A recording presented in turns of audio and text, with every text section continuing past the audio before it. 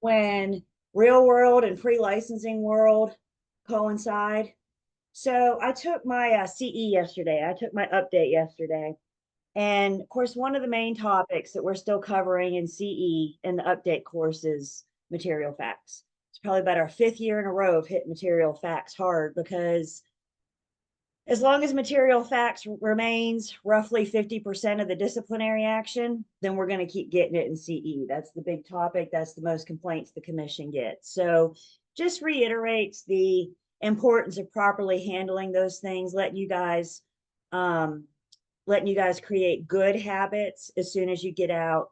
And always remember, you guys, what I hear every time I take a class on material facts: disclose, disclose, disclose. When in doubt, disclose. You can't put too much information out there. The other piece another piece of the CE class yesterday that I found really interesting, they did a segment on the most common calls that they get at the commission. They said between brokers and consumers, they get 500 calls on average, 500 calls a day and 1,000 emails a day. And somebody sorts through all these and keeps track of why everybody's calling. And so they did a most commonly asked question segment in CE yesterday. And I'll tell you, the answer to the majority of the questions that we addressed yesterday was found in the sales contract.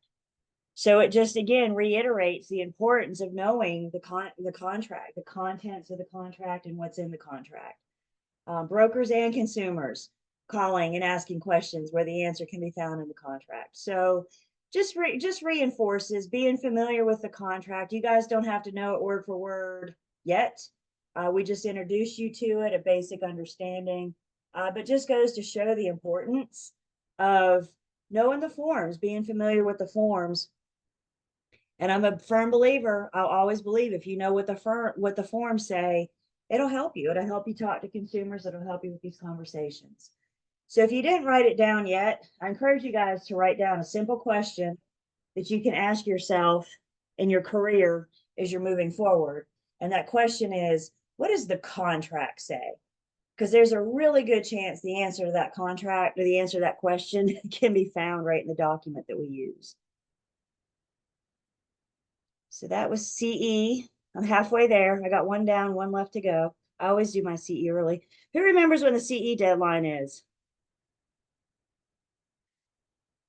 We mentioned it last class. I'm just curious if it's stuck. Don't worry, you'll get it when we talk about it again in license law and commission rule. Yeah. Yeah. Yep. Our CE deadline every single year is June 10th. June 10th, June 10th, June 10th. So here I am. October, I'm doing my other CE in December, and then I don't have to worry about it again. Another quick thing. We shared with you guys the other class some additional resources. So we said if you've been through the book, if you've been through the online learning system and you're looking for additional resources, we gave you a few. Dearborn has the app, Exam Smart, Exam Prep. You can go back to your PowerPoints there and there. You can also go back to the recording. But another source I wanted to share with you guys, this is a source for you guys once you pass my class and you're getting ready for the state exam. So you're preparing for the state exam, and there's an instructor. She was actually one of my mentors, and her name is Kim Stotesbury, and she has her own teaching school. And one thing that she offers is a cram course. And this cram course was designed to help you pass the state exam. So you may want to make a note, Kimco, you can see her website, ncbrokerexam.com, the website here, this will get you there. And then you can just search for cram courses, class schedule, that kind of thing. But Kimco, and again, Kim Stotesbury, she's an incredible instructor. And this is pretty much all she does these days is cram courses and CE. So she's committed to get you guys, help you get your license, and then give you your CE class once you have your license. So make a note of that. Don't try to do Kimco right now, but just make a note when you're ready for that state exam. You may want a cram course, which is designed to do just that. Cram it all in at you. Again, please be careful if you're going to Google. There's so much, we know how Google works, and there's so much unclear misinformation in Google. So if you need additional resources and you're not digging the ones that Lane and I provided, I would still rather you reach out to one of us and see what other resources we can't help you find, instead of you guys finding junk online and causing confusion. I had a young lady once, she came to me, she was about in tears. She said, I'm so confused. I don't know what I'm studying. I said, well, show me what you're looking at. She'd gone to Google and she searched pre-licensing and she found an instructor that recorded their classes. But you know what the problem was? The instructor was teaching pre-licensing in Florida. No wonder the poor thing was confused. Florida and North Carolina aren't the same. So just make sure, try to validate those sources. Questions or comments about anything, anything so far? You got a midterm. I'll remind you about that before we go today. We'll talk about that. Questions or comments about anything? Oh no, I hope you got them.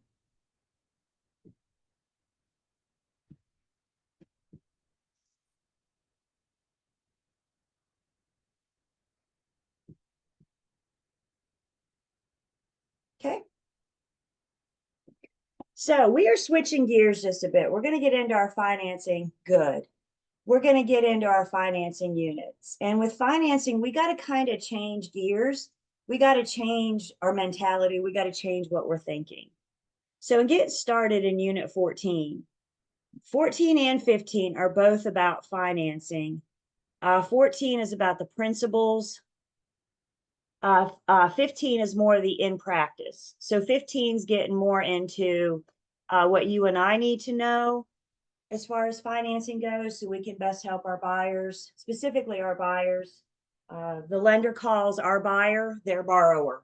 So when we say borrower, we say buyer, we're saying one and the same. But as a buyer's agent, we are often the front line for our buyers. We want our buyers to come to us first. And that also includes with financing questions. Going through these units, it's important that we understand that we're not in mortgage lending school. You guys are not here to be mortgage lenders. Mortgage lenders have to take a class. They have to pass a test. They have state boards. They have similar process that we do, similar but different. We're not going in that deep. We're not going in that depth. But we are here for, like we said, a very basic understanding of what the financing world is about.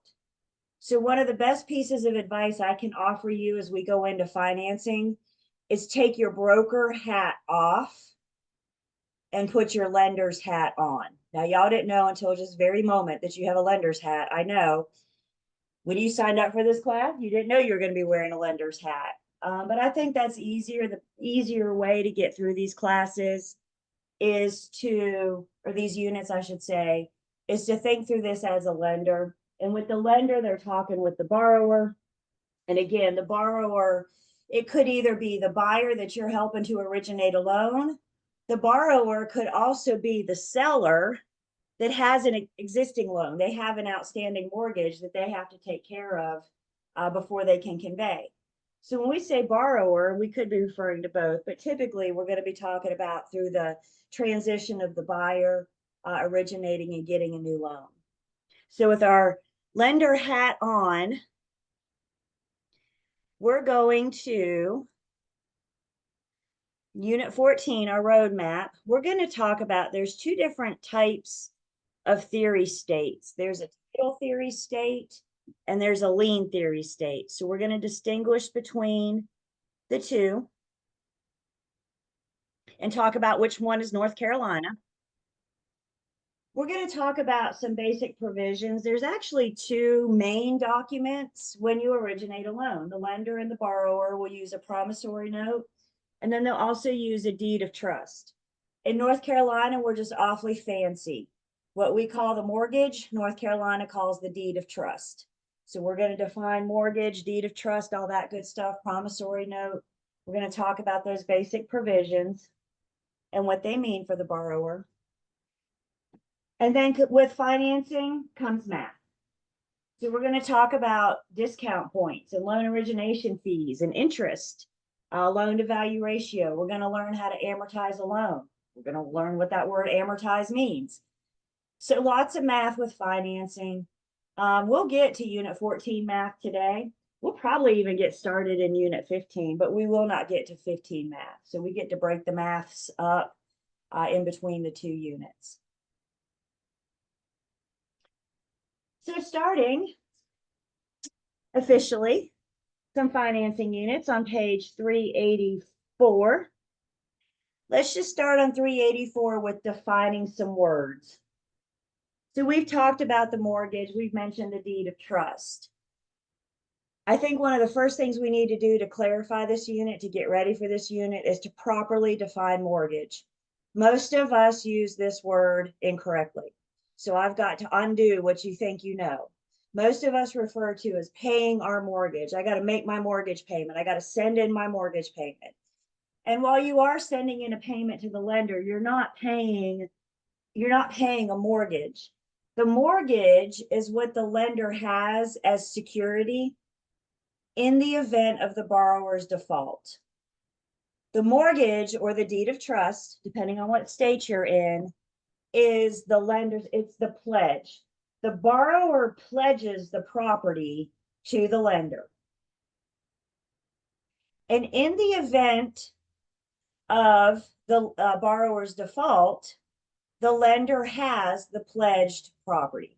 They have that security, they have that mortgage, and their contracts and agreements allow the lender to take the property and sell it so they can get their money back in the event of the borrower's default. Through the eyes of the lender, they care about one thing, y'all, and that's their money. They gave you a good chunk of change to go buy this house, and your only commitment to them is to pay them back. Maybe that's a 10-year agreement, a 15-year, a 30-year, however long the terms of your mortgage are. But once you pledge that property, once you mortgage that property, then the lender has that as security. It's what they have to hang on to in the event of the borrower's default. The two parties involved are the lender and the borrower. Way too easy to say that on your exam. So for our exam, the two parties involved are the mortgagor and the mortgagee. Remember, the or is the giver of the document. The E is the receivee. So if the borrower is giving the lender the mortgage as that security, as that collateral, what we're saying is that the mortgagor is the borrower. Can you hear my play on words? Mortgagor, borrower. The lender then is the receivee of the mortgage or the mortgagee. So the or is the borrower, the E is the lender.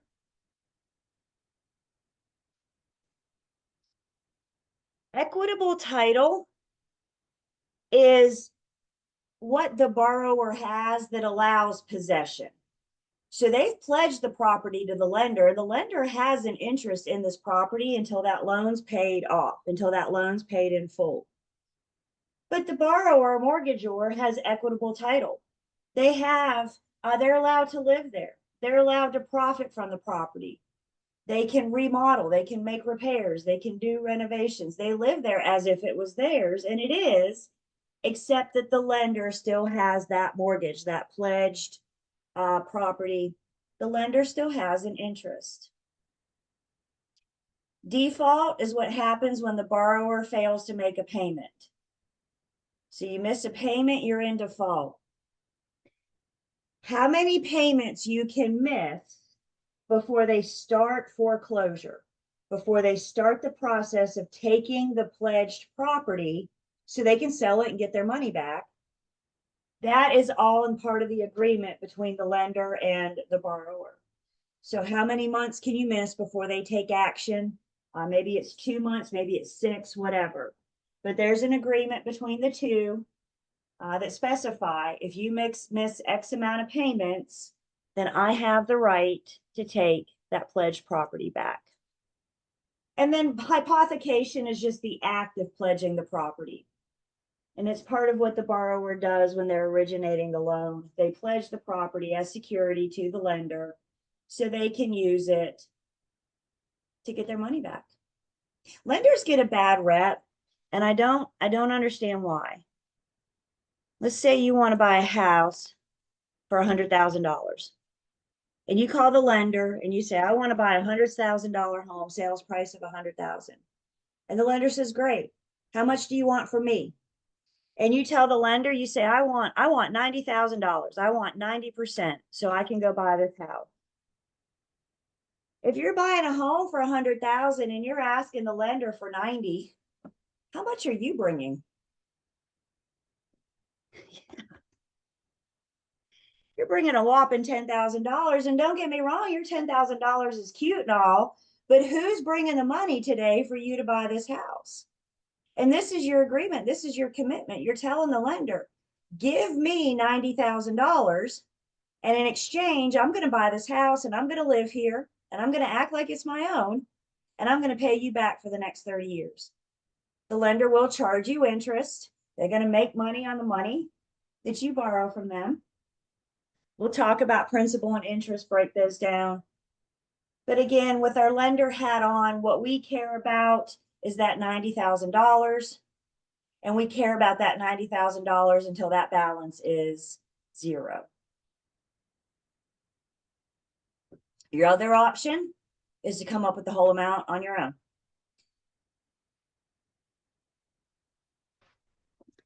So we have two different theory states. Some states, not North Carolina, may be a lien theory state. A lien theory state uses a two-party instrument. So there's our mortgagor and mortgagee, borrower and lender. The mortgage then is the document that they use. Lien theory states use the mortgage as that pledge for security. In lien theory states, the borrower gets legal and equitable title. So you get the deed, you get all the rights, you get it all. The lender doesn't have a documented interest. Now they're going to record the mortgage like we record the deed of trust. That's just to protect their interest. If the owner goes to sell, they know they can get their money back. Lien theory states then their foreclosure process is a lot tougher than ours. Lien theory states because there's only two party, because the borrower has legal and equitable title, lien theory states use a judicial foreclosure process. And if we can see a play on words, when you see judicial, see the word judge. In lien theory states, it's a court process.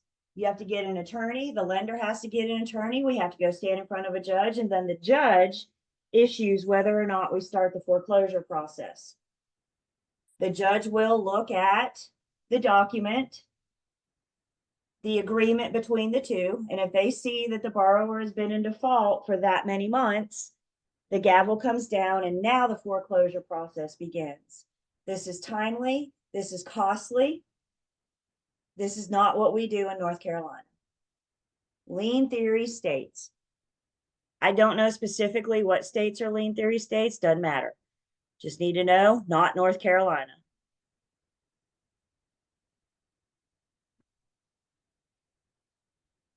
So what is North Carolina? North Carolina is a title theory state.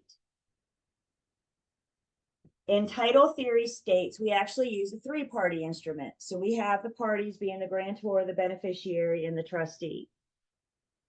The document that we use is the deed of trust. So again, for your exam, you guys, mortgage and deed of trust are one of the same. Whenever you see mortgage, we're referring to the deed of trust. So the three parties, the grantor is the mortgagor, is the borrower. Those ors matter when we're defining these parties. The grantor is the borrower, also known as the mortgagor. The lender is the beneficiary. They are going to benefit in the event that the grantor goes into default. And then the trustee is an impartial third party most often an attorney that has been brought on to handle the affairs for the beneficiary. So if you go in default, if the borrower goes in default, you're probably not going to be dealing directly with the lender. The lender's going to turn it over to the trustee and let them handle it so they can get their money back. The document we use is the deed of trust. Lien theory states the borrower had both equitable and legal title. And title theory states the borrower gets that equitable title, which is that possession. They have the right to live there. However, the trustee hangs on to the legal title. So you have most rights in North Carolina, you just don't own it all out until you pay it off. Once you pay it off, then they will convey that legal title from the trustee to the borrower. Our foreclosure process in North Carolina, mostly, what we deal with the most is called the power of sale foreclosure. And what the power of sale foreclosure process says is that in the event of the borrower's default, the trustee has the power to sell the property. We don't have to go to court. We've already agreed to this in our documents, in our contracts, our promissory note. So when you take on a loan, when you take on a mortgage in North Carolina, part of what you agree to up front when you originate the loan is that if I go in default, the trustee has the power to sell the property and get the lender their money back. There is a very short, I hate to call it a court process, but the trustee has to go in front of the judge and get the thumbs up to start, but it's not lengthy, it's not costly, it's just kind of work getting into the docket and saying, look, I have this promissory note that tells me to start. The judge says, cool, go for it. So you already have that. They just need the official go ahead. So we save a lot of time, money, energy, resources in this state by doing the power of sale foreclosure. Questions on lien theory versus title theory?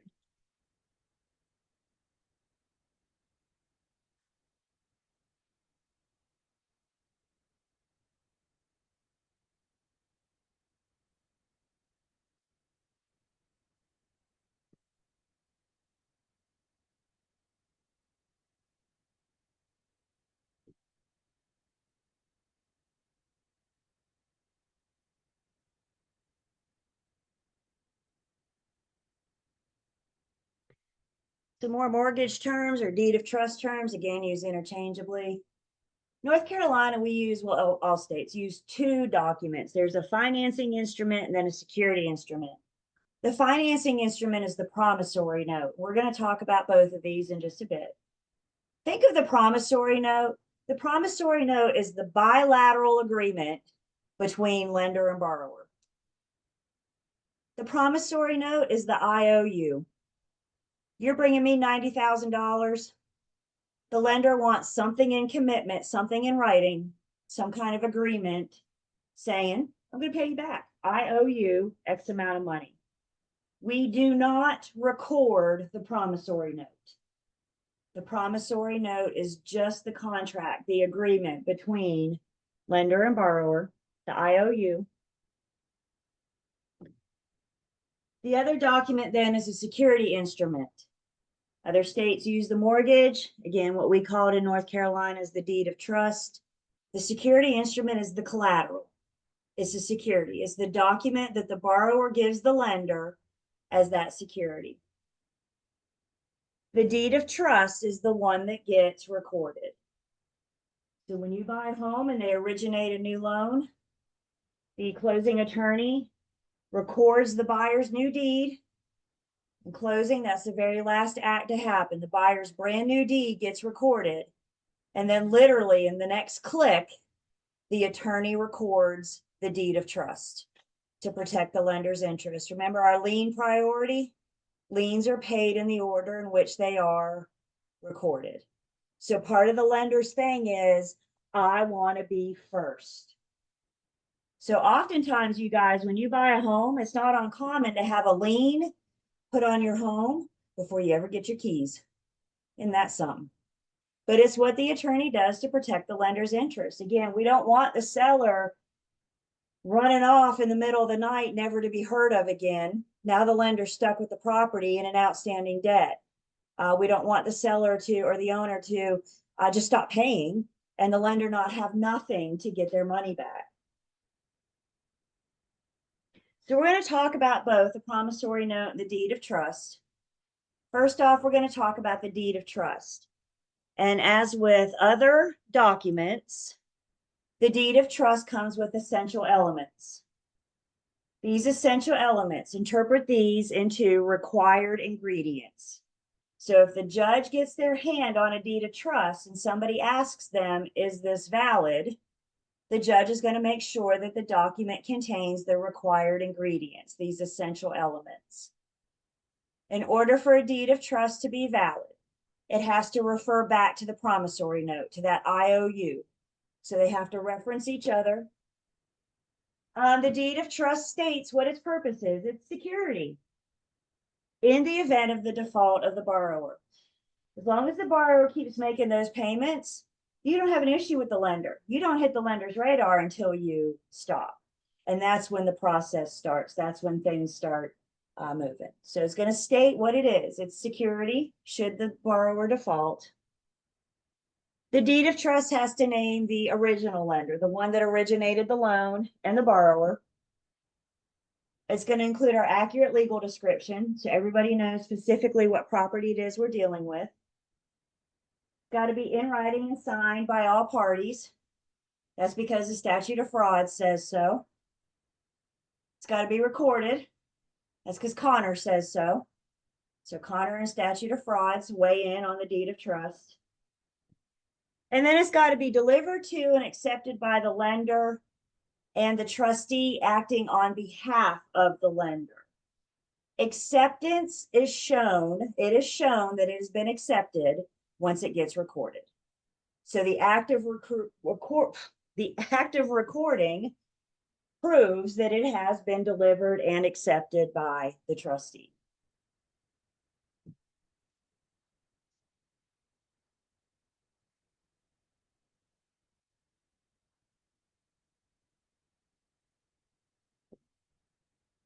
With this agreement between borrower and lender, with the deed of trust as security, there are certain obligations and responsibilities on both sides, both parties. So the obligations of the borrower, well, their number one obligation is to pay the lender back. You agree when you originate this loan, you're going to pay the lender X amount for how many months at this interest rate.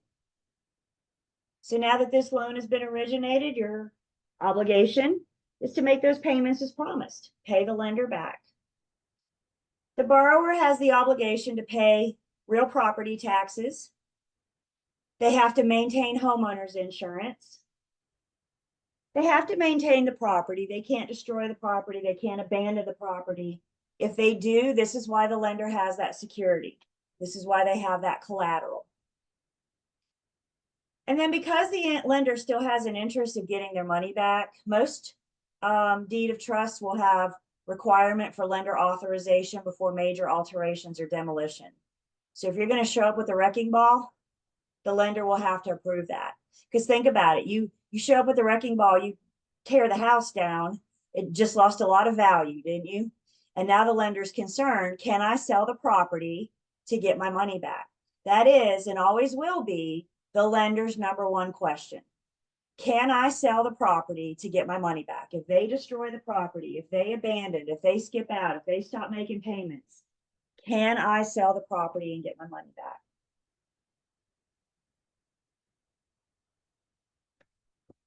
Where are my homeowners on the call? Several of you, quite a few of you. Okay.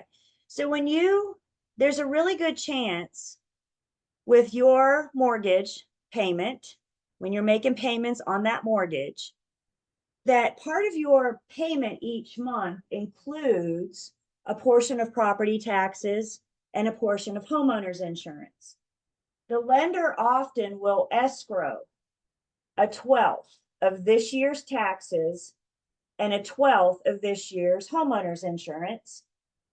They collect that money every month from you throughout the year.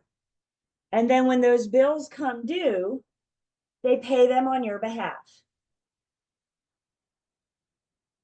So while it is an obligation of the borrower, most lenders take on that obligation, on that responsibility on behalf of the borrower. But understand, not all lenders escrow. Not all lenders collect taxes, insurance. I'd say most of them do, but not all. So why would they do this? It's awfully nice as a homeowner to walk out to your mailbox and get a piece of paper every year, get mail every year that says your taxes for the year have been paid. And you think, well, gee, that's nice. One less thing to worry about. And then you get a letter from the homeowner's insurance company that says your policy for the next year has been paid. Bless you. Your policy for the next year has been paid. You are covered for another year. And we think, golly, that's nice. The lender did this for me. I don't have to pay these bills. They don't do it for us, you guys. They don't do it to be nice. It's helpful. We like it, but they don't do it for us. They do it to protect themselves. Remember, those real property taxes are superior liens. Superior liens tell us that they're going to be paid first. They are ahead of your mortgage lien. So let's say the lender left it up to us to pay our own taxes. And I didn't pay my taxes in 2022, and I didn't really feel like paying them in 2023, and I probably don't want to pay them in this year either. At some point, the taxing authority is going to foreclose on me. They're going to say, this chick is not paid in the last 3 years. We want our money. The only way we can get our money is to take the property and sell the property to collect. If the taxing authority is foreclosing on the property to collect on back taxes, do you think they care about selling it for enough to get the lender their money as well? No, all they care about is selling it to get their money. They may not try to get the full amount due. They don't care. All they care about, everybody cares about their own money. So the reason they escrow those taxes is so they can pay that tax bill on your behalf. So they don't have to worry about the taxing authority foreclosing on you. They don't have to worry about that superior lien taking the property and then possibly not getting all of their money. Kind of similar with homeowners insurance. They require it because if the property is destroyed, it burns down, the tree falls on the house, whatever, the property is destroyed. If there's not insurance, if the borrower doesn't have an interest in that, what's stopping them from just driving off into the sunset and never looking back? And now the lender is stuck with a property that they have that money because it's not insured. So as a homeowner, it's awfully nice that they escrow those taxes and insurance. And as a homeowner with a mortgage, you don't have to worry about it. They pay those bills on your behalf, but they don't do it for us. With that being said, as a homeowner, if you pay that mortgage off, you pay that lender off, the next piece of mail you're going to get from the county says you owe. The next thing you're going to get from the homeowner's insurance says insurance is now due. So once you pay that off, keep in mind that those bills are still going to come. So you may want to escrow yourself, put some into savings. So when those bills come due, you can still pay them on behalf. We're going to talk more about the taxes and insurance, which is all part of your payment. We're going to look more into that, break that down a little bit more. Questions so far?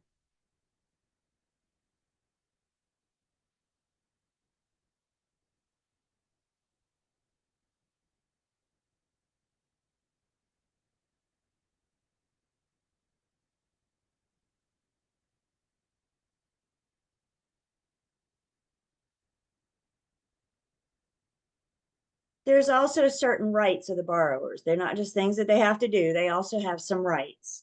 They have the right, as we said, that equitable title. They have the right to possess and use the property. You want to profit from it? You want to plant an orchard and sell oranges? You can do that. You want to put a tenant in place? You can do that.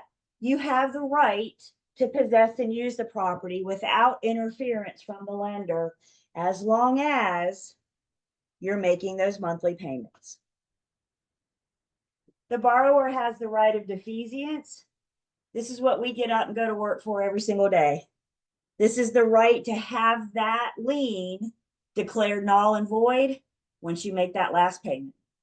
So once you make the last payment, the right of defeasance says that that lien will be null and void. The lender should record a deed of release. And when you go to sell and they do a title search, the attorney does a title search, they will see that deed of release and know that you don't have that outstanding lien. So making that deed of trust null and void once it's paid. The borrower also has the right of redemption. If you're redeeming yourself, you're saving yourself. So in a lender situation, in a mortgage situation, you would be saving yourself from foreclosure. So they still give you the opportunity. You go in default, you miss X amount of payments, and they still give you the opportunity to redeem yourself, to save yourself from foreclosure. We're going to talk a little bit more about that in just a bit, because states' right of redemption periods are different. So we're going to look at the two right of redemption periods, and specifically North Carolina's right of redemption period.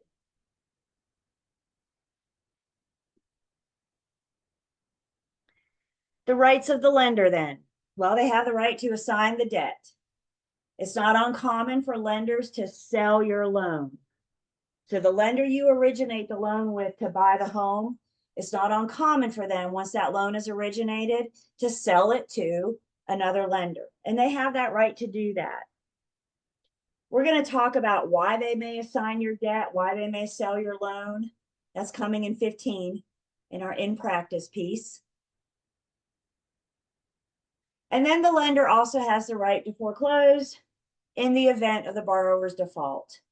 Again, the big burning question to the lender is, if I'm going to give you $90,000, can I get my money back? That's what they care about. Lenders are investors. They're investing in you. And investors make money off of money. And that's exactly what the lender's doing here. Not all lenders assign their debt. Some lenders keep the loan in-house. I'd say most of them assign it, but there are some that'll keep it in-house. They will service the loan through the length of the term. And remember too, what we said an assignment was. With an assignment, all the terms stay the same. The only thing that changes is the names of one of the parties. So if they assign your debt, if they assign your loan, the only thing that's changing is the name of the lender. How much you pay every month, your interest rate, how many months, all of that stays the same. The only thing that changes is the name of one of the parties.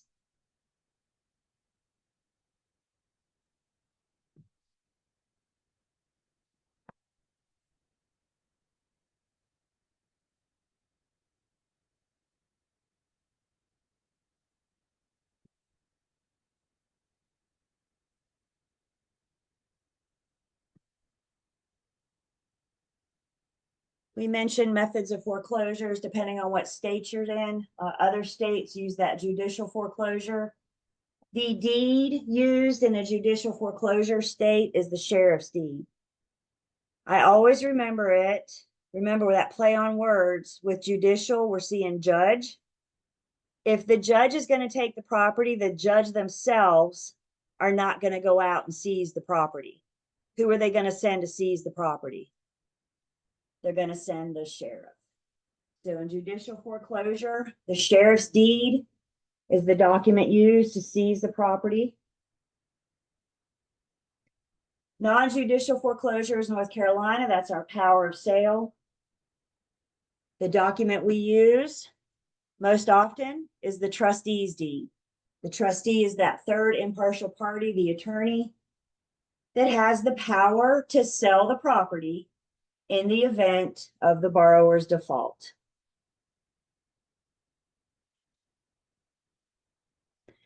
Other states may use a strict foreclosure. We don't use this in North Carolina. A strict foreclosure, the court sets a balance, they set an amount due and a time period. And you have X amount of time to come up with this money. And if you come up with the whole note due, you can avoid foreclosure. If not, we're moving forward with foreclosure. North Carolina does not do strict foreclosure. We do the power of sale, non-judicial, non-judge. That's how we see it. So as we mentioned, foreclosure, as long as borrower's making those payments every month, on time, every time, the minimum amount, whatever's required, it's all good. It's all good. You go live your lives, it's all good. The problem is when the borrower stops making those payments. Once they miss a payment, they're in default. Default and foreclosure are not the same thing. Maybe your agreement with the lender says that you can miss 4 payments before we start foreclosure. You can be in default for 4 months before we start foreclosure. Maybe it's 8, whatever. It's all in the agreement between the lender and the borrower. And with the foreclosure, lien priority gets shuffled up just a bit. So let's go back into unit 3, I think, and refresher on those lien priorities without a foreclosure. A lien priority without a foreclosure says that our superior liens get paid first. Superior liens are your real property taxes and your government special assessments. Once those superior liens are paid, all other liens after that are paid in the order in which they're recorded, except for the mechanics lien that's paid in the order in which the work began. So lien priority unit 3. And what that does is tells us we're foreclosing, or we're not foreclosing yet. We're selling the property. Lien priority tells us what order everybody's going to be standing in with their hand out, how they're going to get paid. When we bring a foreclosure into the picture, it shuffles up lien priority a little bit. So with a foreclosure, lien priority, you're going to pay the cost of the sale first. In other words, the trustee and any attorneys involved will get paid first. Then you pay any outstanding taxes and assessments, government special assessments, if any. If the attorney's been escrowing taxes from you, then you won't have this. But you may still have a government special assessment. But like we said, not all lenders escrow that. So we say if there's any, if not, we skip on to 3. So if there's any outstanding superior liens, those are paid next. That deed of trust, that lender will be paid third. After that, we'll pay all other liens in the order in which they're recorded, except for the mechanics lien that we paid in the order in which the work began. So trustee, superior liens, lender, and then all other liens after that. And then if, and I'm stressing the word if there's anything left, if there's any surplus, that'll go to the borrower. So lien priority has everybody standing in line. We're foreclosing, we've sold the property. Now, how do we distribute these funds? And generally speaking, I mean, foreclosure isn't a pleasant experience for people to go through. Generally speaking, if you have a surplus, you wouldn't put yourself through foreclosure. You could pay off those liens. And that's why I stress the word if. Keep in mind, creditors can only collect what they're owed. They can only collect the balance due. They can't take more than that. Also keep in mind, you guys, we pay the trustee. Let's say we don't have any outstanding, so we don't have to worry about this. So the trustee gets paid, the lender gets paid, and then all these other liens are paid in the order in which they're recorded. And if there are multiple people standing here with their hands out, all other liens, all we have to pay out is the sales price of the property. And when that money runs out, no matter where we are in lien priority, when that money runs out, the money's out. So there very well may be people standing in line in a lien priority that aren't going to get paid. Lien priority is not a guarantee that you're going to get paid. Lien priority just gives you the right to stand in line and hope to collect. Those lien holders that may not got paid, they have a remedy. We'll look at that in just a second. Questions about our lien priority in a foreclosure.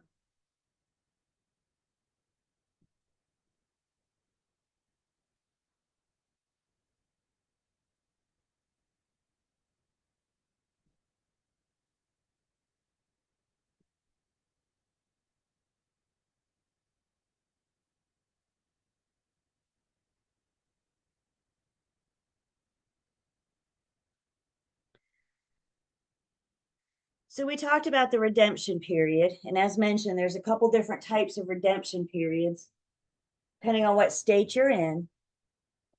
Other states, non-North Carolina, may use an equity of redemption. This is where you have the opportunity, the borrower has the opportunity to redeem themselves before the foreclosure sale. So you can come up with the whole note due. If you can do that, then you can save yourself from foreclosure.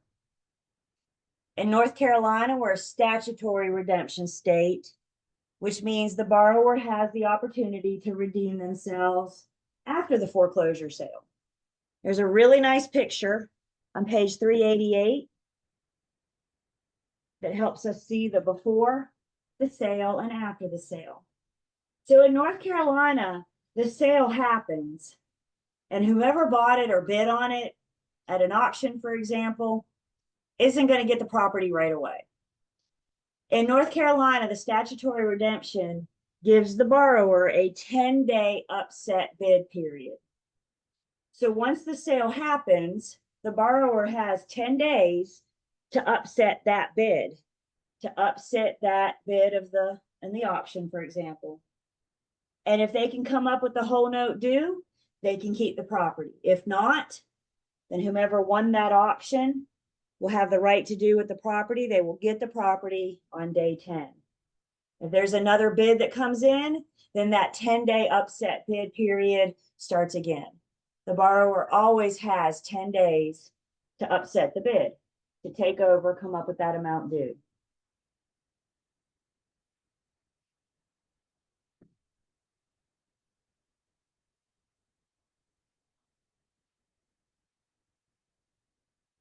We mentioned a few minutes ago, back to our lien priority. All we have to distribute is the cost, is the sales price, whatever the property was paid for. Once that money runs out, there's no more money to give the rest of the lien holders. It's very rare that there's going to be anything left for the borrower. But those lien holders that the money ran out before it got to them, the lien holders that didn't get anything when that sales price runs out, they may choose to file a deficiency judgment. Remember, the judgment is a general lien. Specific liens attached to the property. So general liens attached to who? General liens attached to the people. So deficiency judgment. This is when the foreclosure sale is not enough to pay off all the lien holders. So any of that outstanding debt, the lien holder has the right to file a deficiency judgment. If you have a judgment on you, you're not going to be able to get a loan for anything until that's paid off. So you go get a home loan, this will pop up. A car loan, a loan to do, whatever. It'll pop up, it'll show up on your credit until it's paid off. The foreclosure sale itself will follow a borrower's credit for 7 years. So anytime your credit is pulled for 7 years after the foreclosure, that'll come up, whether you have a deficiency judgment or not. We're going to talk about seller financing and our financing units as well. In North Carolina, if the seller is financing, that means the seller's acting as the lending institution. The seller's acting as the bank.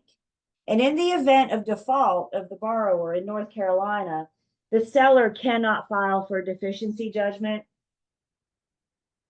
They're already in that position to collect as the main lien holder. So they're in that same position they were in before the sale. They're still going to have that legal title, just like the lender. They still have the property. So they're going to take what they've gotten so far, and then they can still sell the property. They cannot file that deficiency judgment.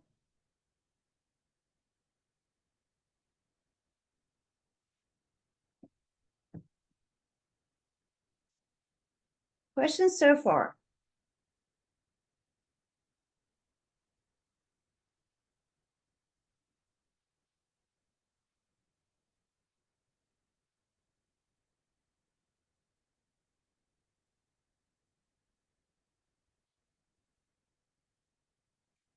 In some cases, the lender may allow the borrower to avoid foreclosure by doing a short sale. A short sale is another method for the lien holders to collect the property, but it's not as severe as a foreclosure for the borrower. A short sale will only follow your credit for 3 years instead of 7. Whether or not that defaulted borrower can do a short sale has to be up to all of the lien holders. In a short sale, the borrower is underwater. And what we mean by that is I can't sell your house and use that proceeds to pay off all of your debt. You're underwater. You owe more than what the property is worth. Whether or not we do a short sale or a foreclosure is going to be up to the discretion of the lender. Remember, the lender cares about getting their money back. So the question on their mind is going to be, which one is cheaper and which one is faster? If they think they can let the property go in a short sale, then they may give the borrower the opportunity to do that. Short sales are not guaranteed. And if the short sale doesn't work out for whatever reason, the next step will probably be foreclosure, where they just flat out seize it. So we're going to go ahead and take a break here. When we come back, we're going to look at short sales. We're actually going to take a few minutes and look at this form too, the short sale addendum, because it does a good job of explaining what a short sale does. So we'll check out the form, talk about short sales, but let's take 10 first.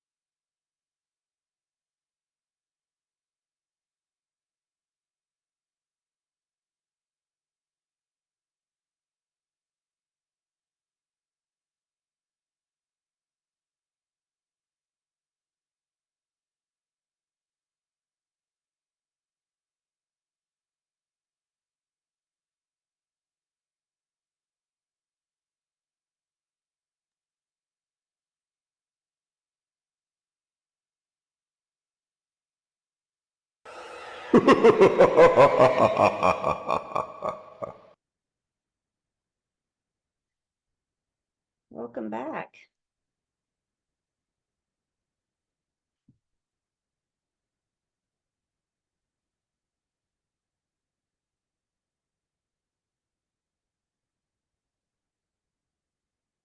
Okay, so let me take attendance first. If you guys pull the chats up, I put this form in the chat for you if you want to grab it and save it and download it. You're welcome to.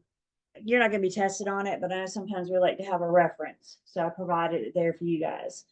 By the way, not all forms, many forms can be found in the online learning system under the Welcome tab. And specifically the 2024 forms is the file. When you click on link to all current forms, it gives you like everything for post licensing, agency, contracts, etc. This is here for a reference, you guys. The only forms I really need you to worry with are the listing agreement, the buyer's agency agreement, the offer to purchase and contract.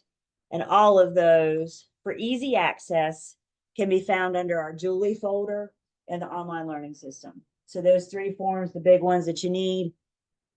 If you have free time, spare time, and you want to peruse through the forms folder, you're welcome to. But no requirement, just those three. Did everybody see it in the chat? Is it available? You can download it. Cool. If you want. So let's look at this short sale addendum. Who can remind me what an addendum does? Yep, I'm seeing mouths move. Everybody's telling me. An addendum, yep.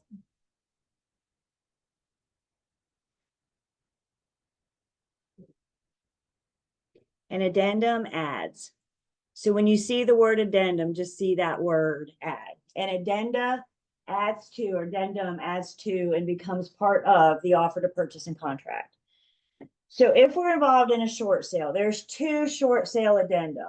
One to add to the listing agreement if you're going to list a property that's a potential short sale, and then another one to add to the sales contract for your buyers and sellers. And that's the one we're looking at right now. This is the addenda that adds to our sales contract. Again, I like this form because it helps us understand what a short sale is. And the first thing it does is it defines a short sale. And we'll see this PowerPoint in just a second. So just sit back and relax for a second.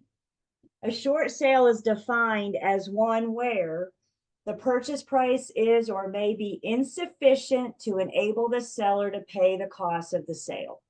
So step one in having a short sale is the seller's underwater. They owe more than what we can sell the home for.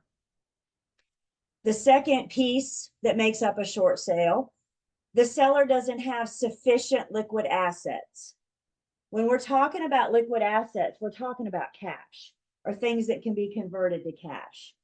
So not only is the property, you owe more than the property is worth, the second piece of it is the lender wants to know, do you have the liquid assets to make up the difference? Can you drain your savings account, cash in your stocks and bonds, that kind of thing? Thank you. And then the third piece of the short sale, in order to have a short sale, the lien holders have to agree to release or discharge their lien upon payment of an amount less than the amount secured by their liens. So the trick in a short sale, the lien holders have to agree, all of the lien holders have to agree to receive less than what they're owed. If all of the lien holders don't agree to receive less than what they're owed, then the seller can't convey clear marketable title and the property will not be eligible for a short sale. And our next step, we're looking at foreclosure. How a short sale works kind of in practice. The property is listed. It's listed as a short sale potential. We don't know if the lien holders will approve this short sale yet or not. But what we know is that the seller's underwater. You'll remember from our listing agreement, we asked the sellers for outstanding balances. How much do you owe all these lien holders? And when we're at that listing appointment and those outstanding balances start adding up and adding up, at some point we might be getting closer to or surpassing what we think we can sell the property for. And if we feel like that seller's underwater, then we need to stop right then before we list the property and have the conversation with the seller about a potential short sale. The fact that it is a potential short sale is a material fact. Potential short sale is a material fact. So the property goes on the market as a potential short sale. Buyer submits an offer, presents an offer to the seller. The two negotiate like they always do. They're going to negotiate the sales price and the due diligence and the earnest money, all those terms of standard Form 2T. Once the parties come to agreement and we're under contract, then and only then will the lien holders start their process to decide if they're going to approve the short sale. The lien holders aren't going to touch it until they have a bona fide buyer and contract in their hand. They may require the seller to have an appraisal done, which will help them determine about what it might sell for. They get an idea, but we don't know for sure what a buyer is willing to pay for this property until we're under contract. So we have a signed contract. That's when it goes on to the lien holders, all of the lien holders, for them to approve. And if any one of those lien holders don't approve that short sale, if they don't agree to receive less than what they're owed, then the short sale can't happen. And that's why it's a potential short sale. There's no guarantee, there's no promise. And that's why it's a material fact. Don't let the name fool you. Short sale has nothing to do with the amount of time. It's only called a short sale because the seller is short on funds. They say on average for lien holders approval, you can expect about 6 months. Average. So we have a longer contract to closing period. Buyers generally are not encouraged to do much with due diligence until we know if we're going to get the lien holders approval. So it's a sit and wait game. Back to the addenda, it gives us some risks. Buyer and seller understand and agree that no lien holder is required to approve the short sale. Nobody has to approve it. It's all at the discretion of the lien holder. Once the lien holders get the contract in their hand, they may request some changes. They may request some amendments. Maybe they want a higher purchase price or they want more earnest money in the game or something. So the lien holders get their hands on the contract and they may make some changes, make some amendments. However, buyer and seller are not obligated to agree to the lien holder's new terms. Buyer and seller have agreed to terms. The lien holder says, I need to change something. We're in round 2 of negotiations. Buyer specifically needs to understand that the seller may not be financially able to do repairs. We know North Carolina, caveat emptor, the seller doesn't have to do repairs anyway. But specifically in a short sale, the lien holder may say, no, you're not going to let you do a repair. Think about it. If I own a property that's in short sale potential and you're under contract to buy my home and maybe my roof is 30 years old and you want to negotiate $5,000 to go towards the cost of a new roof. If I approve that, the lien holders are going, whoa. If she had $5,000 laying around, why isn't she paying me? So it's not that the seller may not want to do repairs. The lien holder may not allow them to do repairs. Cost of the due diligence and due diligence fees are usually non-refundable. Very important conversation to have with your buyer. If they do start due diligence process before we get lien holder approval, if we do negotiate due diligence fees, they're often going to be non-refundable to the buyer. Lien holders approval may take several weeks or months to obtain, and neither the seller nor any of their agents, the attorney, the lenders, nobody can hurry that process. It's a sit and wait game. I'm telling you right now, the name of the game with short sales is patience. You submit it to the lien holders, and then we just wait. Last one here in bold, neither the buyer, the seller, the closing attorney, nor the brokers in this transaction have any control over the lien holder's approval in this short sale process. So again, it's a sit and wait.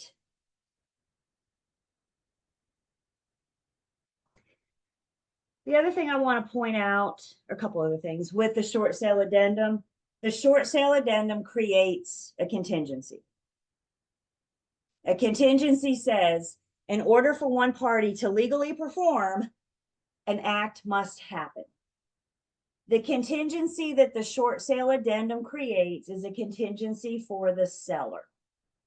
And what the contingency for the seller says is that the seller is not legally obligated to sell their home if we don't get approval. So in order for the seller to be bound, we have to have approval of the lien holders. If the lien holders don't approve, the seller's not legally obligated to sell their property.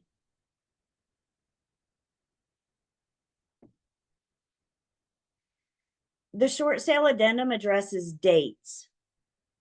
You guys will remember from our contract, we put in a specific date for the due diligence period or a number of days. We put in a specific date for settlement. I can't use specific dates at a short sale because I don't know how long the lien holders are going to take. I don't know what our time frame is. So instead of putting specific dates, we're going to use a 15-day due diligence period. Unless we put something in here for more, we're going to use a 30-day settlement. And that 15-day and 30-day starts with lien holder approval. So as soon as we get lien holder approval, that starts day one. General rule of thumb when you're counting days, day one is the day after receipt. So if we get the lien holder's approval today, then tomorrow is day one of due diligence.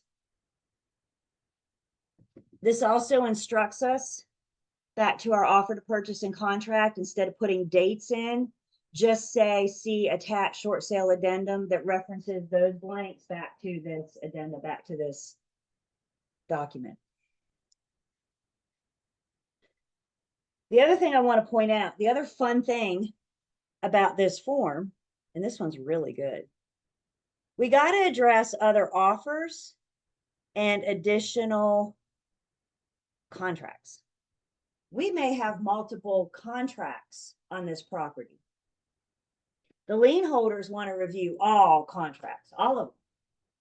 Even if they already have one they're reviewing, they're 2 months into reviewing, and another offer comes in. Listing agents, which offers do we present to our sellers? All of them. So another offer comes in, we negotiate the terms, we go under contract using the short sale addendum, and now the lien holder has 2 contracts to approve.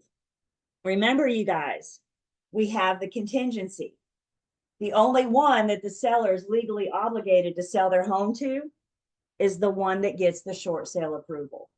The contingency allows multiple contracts. Bottom line, the lien holders want to review it all. Again, for them, it comes down to which one is going to cost me less and the least amount of time. And that's the one that the lien holders are likely to approve, if any. They could have 6 contracts in their hand and not approve a one of them. Short sales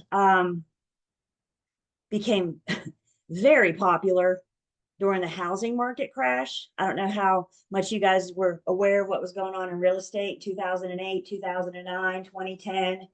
The economy was bad. We were in a recession.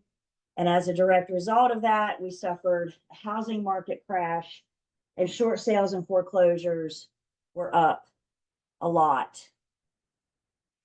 And we saw a big rash of these things come through. Attorneys are involved with short sales. Accountants are involved with short sales. It even tells us in the addendum listing agents, sellers advised to seek advice from an attorney, a CPA, or an other, and then their legal and tax consequences of a short sale. So the seller's advised, if you're a listing agent, you know you're about to run into a short sale situation, we need to have our seller call their account, they need to call their attorney, we got to get everybody involved. We're still seeing short sales and foreclosures today, always will. Not near like we did in the housing market crash. I predict, if I had a crystal ball, I would predict that we're going to see another rash of short sales and foreclosures as a result of that absolutely absurd sellers market that we're coming out of. Y'all, in some cases, people were paying $75,000, $100,000 more than asking price. So the property's valued at $200,000 and you pay $300,000 for it. That's the kind of market we're coming out of. There's got to be some kind of direct result from that. And I fear another rash of short sales and foreclosures. I don't think it's going to be like the housing market crash, but we got to have some kind of consequences for that market. There's got to be. And I fear short sales and foreclosures. So I say all that to say, once you get yourself in a situation, listing agent or selling agent, get with your BIC. Your BIC may want you to talk to your firm's attorney. They're going to want you to read the forms, be familiar with the paperwork, so that we're best properly representing our buyers and sellers through this short sale potential. So it's a good form, and just the fact that it explains it, it walks it through pretty good.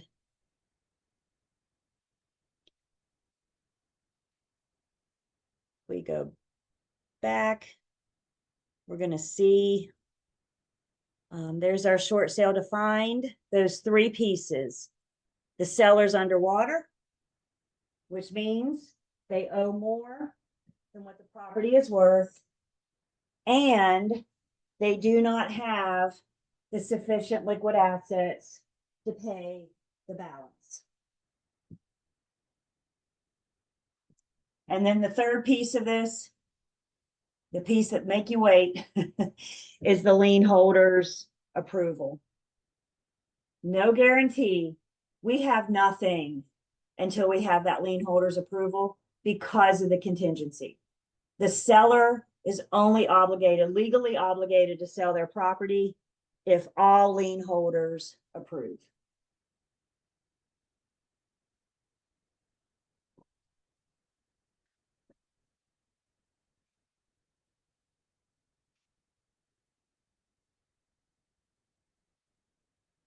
So let's bring this home. What does short sales mean when it comes to us? Well, the fact that we might be dealing with a short sale. Again, I don't know if the lien holders are going to approve it, so that's why it's called a potential short sale. The fact that we very well might be dealing with a short sale is material fact. We have a field in MLS for short sale specifically, disclosing that it is a potential short sale. Listing agents, we need to identify this prior to listing. And that's why we have to ask the hard questions up front. This is why we have to ask the hard questions at the listing appointment. How much do you owe? I mean, think about this, you guys. In most cases, we're looking at a total stranger. I could have just met you 30 minutes ago, and all of a sudden I'm asking about your personal finance. And the sellers may think, dang, this chick is getting in my personal business. And yes, I am. Because I need to know now, before we list, if we might be dealing with a short sale. So we're asking for those approximate balances. How many liens do you have? What's your approximate balance? And if it starts growing to more than what I think I can sell your home for, stop and have these conversations. We need to have our seller, they're calling everybody. They're calling their accountant, calling their attorney, CYA and CYA. Call your accountant, call your attorney. I could probably even put a third CYA in there for us. Cover your assets. See what I did there?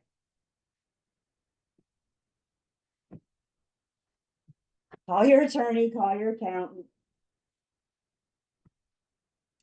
Selling agents, we need to discuss the process with the buyer. Again, we know it's a short sale potential. So before you even show the property, You can ask the buyer, are you good? Because if they need to move in right away, then a short sale is not for them, the way for them to go, right? If they need to buy something and be able to move in the next few months, again, they say on average, the short sale takes 6 months. So if your guys need somewhere to live right away, then don't even go show it to them. I say people that buy short sales, you have a lot of investors that have time. You can often get a good deal because they're generally only trying to sell the home to pay, for everybody to get a portion of what they're owed. They very rarely receive it all. But you could have buyers that want to move into it as well to possess the property, and that's fine. They just need to understand what they're getting themselves into. As a buyer's agent, I've done 2 short sales. One took 4 months. It was a little townhome. It's pretty easy peasy. My second short sale took 11 and a half months. So when they say on average 6 months, I am the average. Whatever 4 months and 11 and a half, I might be a little bit more than average actually. But seriously, guys, the name of the game is patience. And my buyers on the 11 and a half month, they wanted to live there. And I said, we can't guarantee how long it would be. And by the end of it, they moved back in with his parents just because they needed somewhere to go. And I'm like, y'all signed up for this. By the way, the buyer in this potential short sale, they can terminate their contract at any time. Remember that due diligence fee won't be refundable. Question comes in, good question. Why is it called a short sale? Because the seller is short on funds. The seller doesn't have the money.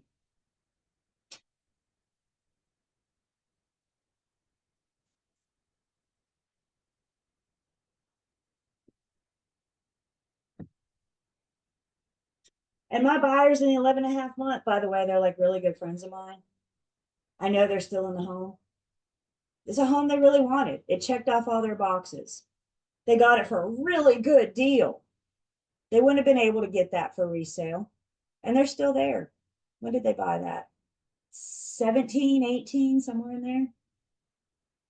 And it was a process. 11 and a half months. That's a long time.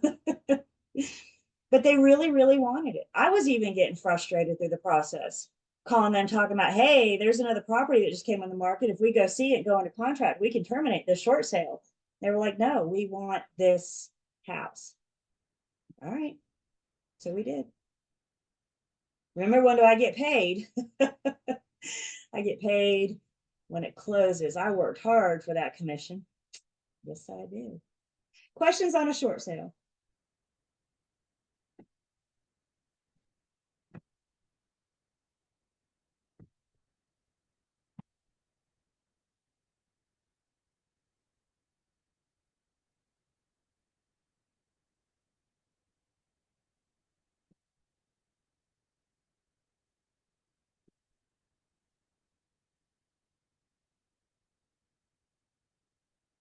So this next little discussion is talking about the different ways that a seller could sell a property that has a mortgage on it.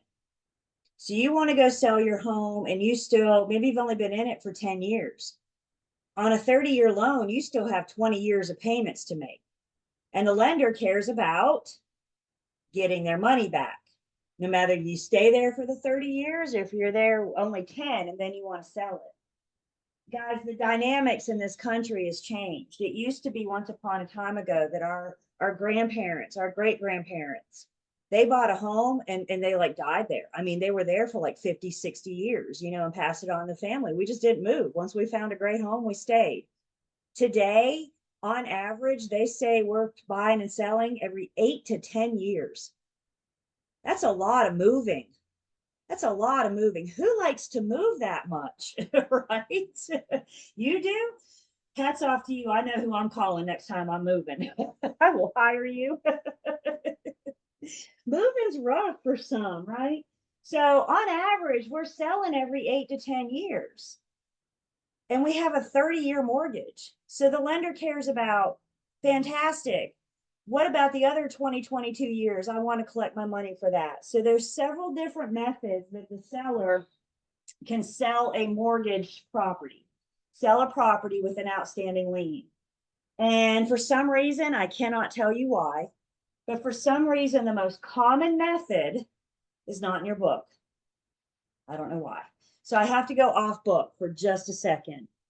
And the most common method for a seller to sell mortgaged property is called a cash sale, which means at closing, the seller uses the proceeds to pay off the loan, pay off their outstanding mortgage. All comes from the proceeds. Remember that lien priority.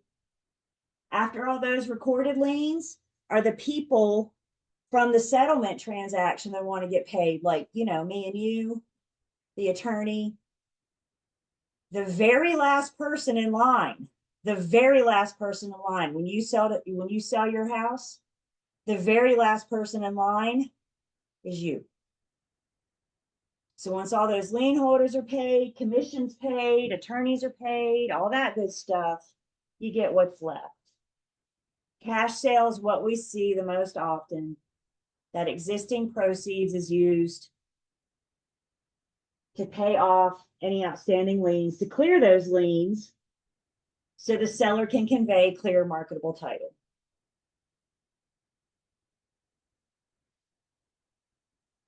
Other methods that the seller may sell a mortgaged property. They may sell their mortgaged property subject to the mortgage. Subject to the mortgage. In the event of default, the seller gave the buyer their mortgage, but look who's taken on, look who's keeping the responsibility. Look who's keeping that liability.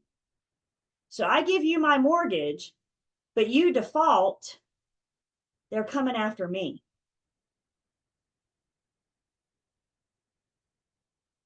These are incredibly rare.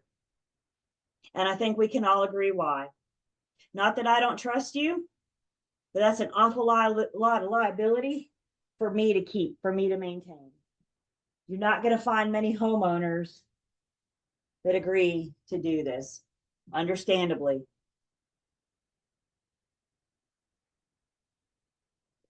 So these are incredibly rare.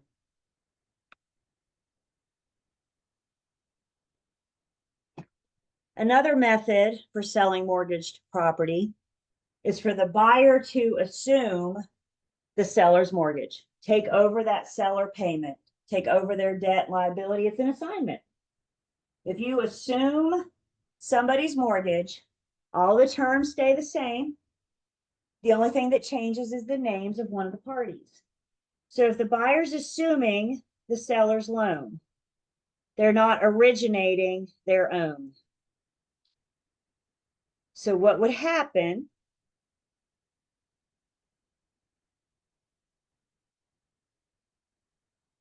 We go to closing today. And today is 17th. So if we're going to closing today, the seller will make the mortgage payment on the 1st. For our purposes, mortgage payments are due and payable on the 1st of the month. So the seller will make the mortgage payment on October 1st, as they always have for however long they've had this loan. The property changes hands on the 17th, and then on November 1st, the buyer or the new owner will make the payment. You have just assumed my payment. You picked up where I left off. Now, the second piece of this, you're paying the lender my outstanding debt, but you will have to come to closing with the balance, with the difference to make me whole.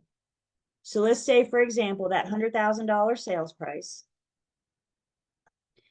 My loan amount is $40,000. I originated it at $90,000, and I've gotten it paid down to $40,000. That's the debt you're going to take from me. You're just going to take over that payment until that $40,000 is paid off. We're going to talk about principal and interest and how that changes throughout the life of the loan. If you assume, if I had originally a $90,000 loan and I've gotten it paid down to 40,000, I've paid the majority of the interest for you. I've paid the majority of the bank back for you. You're just going to take it over and pay the principal, pay yourself. More on that in a second. So as the homeowner, you're buying my house for 100,000.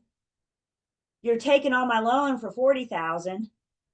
So what's your down payment going to be? What do you have to bring me to closing to make me whole? Your down payment is going to be $60,000. One way or another, I need to get that $100,000 sales price. So you'll take on my $40,000 debt obligation, and then you'll bring me 60. How are you getting that 60? Maybe you get a loan, maybe you sell a house, maybe it's inherited. In order for the buyer to assume the seller's loan, they have to be approved by the lender. They have to go through the approval process. The lender has to agree to this. It doesn't just happen. It's still a process that the buyer has to be approved. So you're not originating a new loan. You're taking over mine. Again, my crystal ball. I think we're going to start seeing more of these.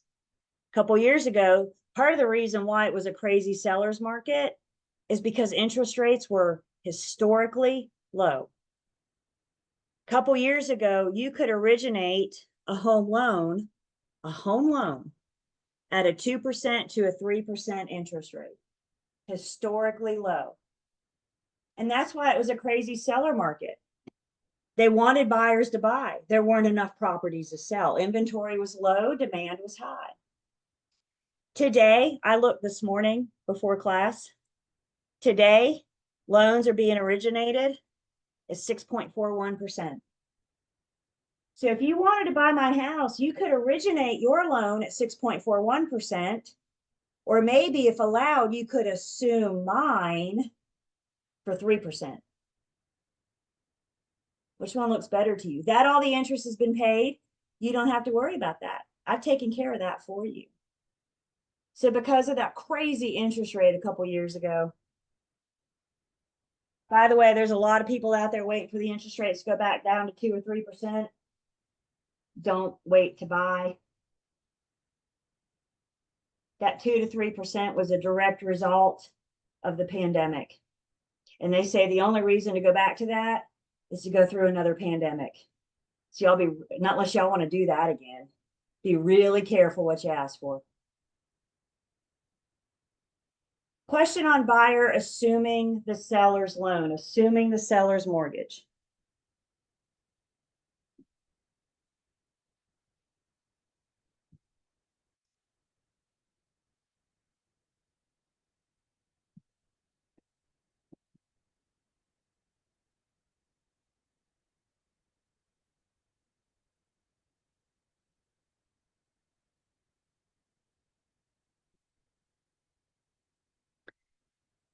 So we talked about the deed of trust, which is a security instrument. It's the collateral that the borrower has in the event, that the lender has in the event of the borrower's default. The other document then, the financing instrument, is the promissory note. And the promissory note is just the IOU. It's the contract, is the agreement between borrower and lender that says, if you bring me the loan amount to buy this home, I'll pay you back. I promise. I will pay you back. Again, that play on words. The promissory note is the promise to pay him back. As with our other valid documents, there are certain essential elements. There are certain required ingredients that make the promissory note valid. The agreed upon terms have to be spelled out. What's the interest rate? What's the payment? For how long? Is this a 15-year loan? Is this a 30-year loan?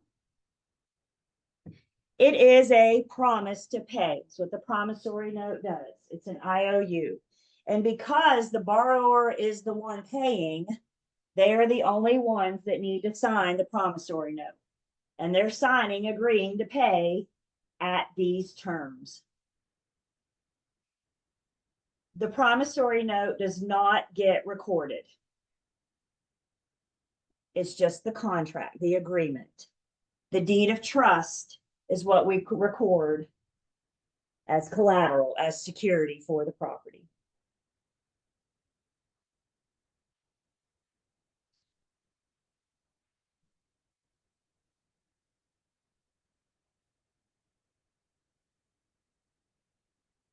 Promissory notes are usually negotiable. The payee would be the receivee, would be the lender. So the negotiable instrument in the promissory note is what gives the lender the right to transfer, to sell your loan to another lender. Again, why they may do that, we'll talk about Unit 15. But the payee is the receivee, has the right to transfer your loan. They could receive payment from another party. It's negotiable. Should the note be non-negotiable, that's when the lender is going to keep it in-house. They're not going to sell it. They will service it in-house.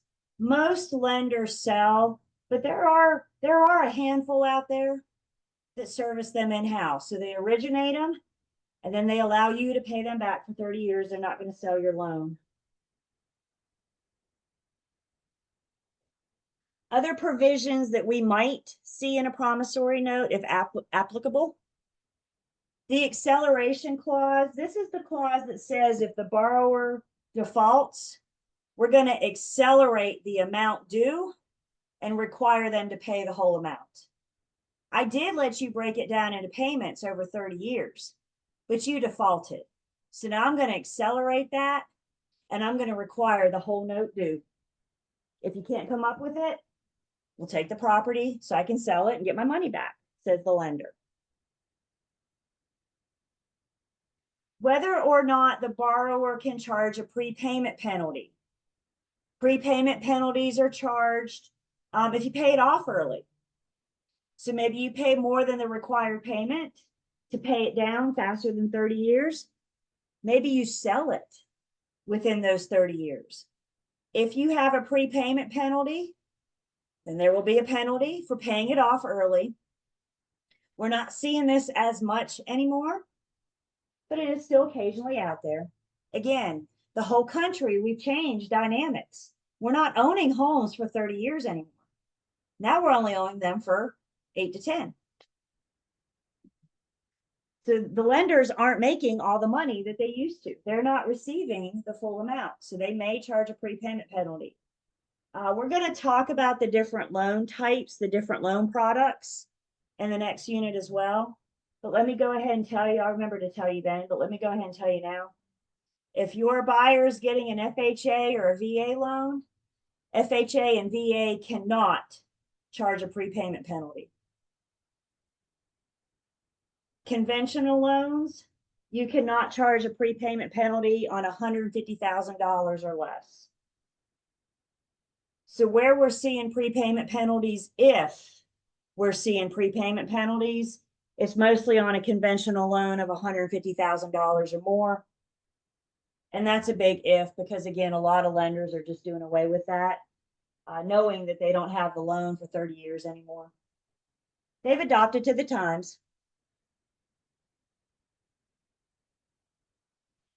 Most promissory notes are also going to contain a due on sale clause. The due on sale clause says that the entire amount is due on the sale of the property. So if you sell it within 30 years, if you sell it in 8, you'll have to pay it off when you sell it. Due on sale. The due on sale can also be referred to as the alienation clause. If you're alienating yourself, you're separating yourself. So you're separating yourself from this mortgage, selling the property, paying the lender. Both parties are satisfied, and onward you go.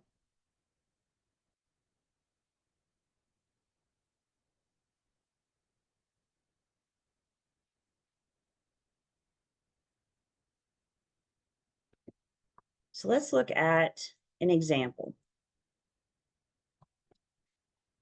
A bank loaned Roy, a home purchaser, $350,000 at 4% interest rate, repayable in monthly installments for 30 years. Several years later, Roy defaulted by missing 4 payments. That's how much time they give him. They allowed him to miss 4 payments, but he still owed them $338,000. The bank said a notice of default. They gave Roy an opportunity to catch up, but Roy did not respond. The bank has initiated the acceleration clause. The bank has said, Roy, we've tried to work with you. We've tried to give you the opportunity, but you won't respond to us. So you know what? I want my money. If Roy does not come up with the entire note due, then we're going to begin the foreclosure process. That's what we mean by the acceleration clause. Banks don't like to foreclose, you guys. Again, I think banks get a bad rep, and they don't like this. They don't want to do this. But it's what the borrower, has, in this case, Roy, has forced them to do to get their money back. $338,000 is a lot of money to leave on the table, right?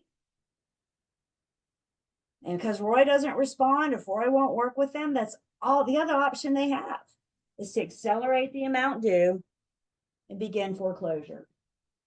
Most banks will work with the borrower. Listing agents, if you're going to list a property and you're talking to that seller and you find out, now they're the borrower, and you find out that seller is underwater, they're in distress, they're possibly in default, we're getting closer and closer to foreclosure. We can encourage that seller, that borrower, to contact their lenders and discuss their options. Most lenders will try to work with borrowers to keep them. Maybe they'll shorten your amount due for a couple months. Now you'll end up owing that difference, that balance with interest, right? They'll get their money, but maybe they can work with you for a couple months on payments. They don't want to foreclose on you. But if you don't respond, if you don't give them the option, what choice do they have? They've got to get their money back.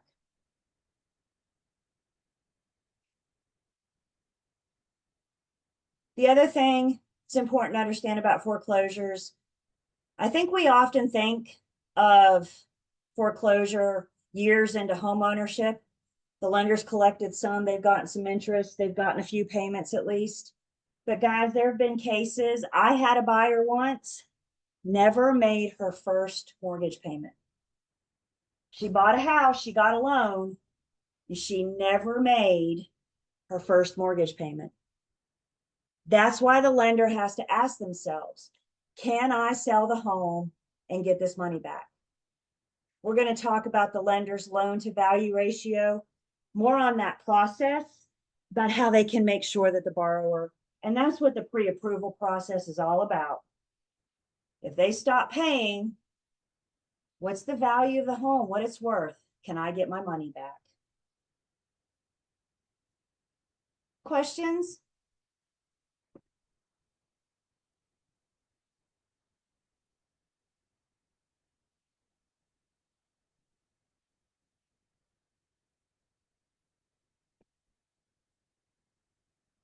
Entire money, that's what Roy owes the bank, $338,000 plus interest.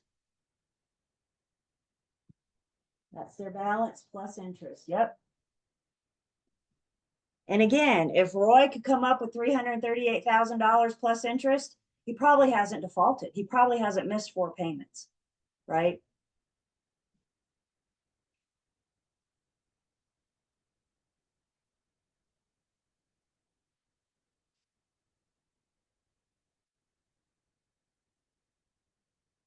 Okay. Let's define some more words. Principal is the amount of money that you borrow. When you go into the bank or the lender and say, I want to buy a house, give me money. The money you're asking for is the principal. What they charge you to borrow that money is interest. They got to make money off of the money that they lend you. Lenders don't have free money. There's no such thing as free money. Lenders have to get that money somewhere to give it to you. Maybe they borrow money from another lender. Maybe they sell loans to replenish their funds. But guys, lenders don't have a money tree out back where they can go pluck $100,000 bill and say, here you go buy a house. They got to get that money from somewhere. They are charged interest. So they're going to pass that cost on to us. For the most part, your monthly mortgage payment consists of your principal and interest, taxes, and insurance. That's your PITI, principal, interest, taxes, and insurance. We're going to break that down next. But your PITI, when you submit a mortgage payment, when you submit your payment to the lender every month, you're paying 4 pieces. You're paying principal, you're paying interest, you're paying a 12th of this year's taxes, and you're paying a 12th of this year's home owner's insurance. The principal and the interest together are referred to as the borrower's debt service. Debt service, debt. Is that right? Debt. There it is. I do math, I don't spell. So it is their debt service because that's your debt. Your debt service is your principal and interest. Your debt service stays the same for the entire term of the loan. Your principal and interest payment are the same every single month. What changes, my homeowners will tell you, sometimes what you mail in or what you send in every month goes up. What causes that to change, what causes your monthly payment to adjust is not your principal and interest, it's your taxes and insurance.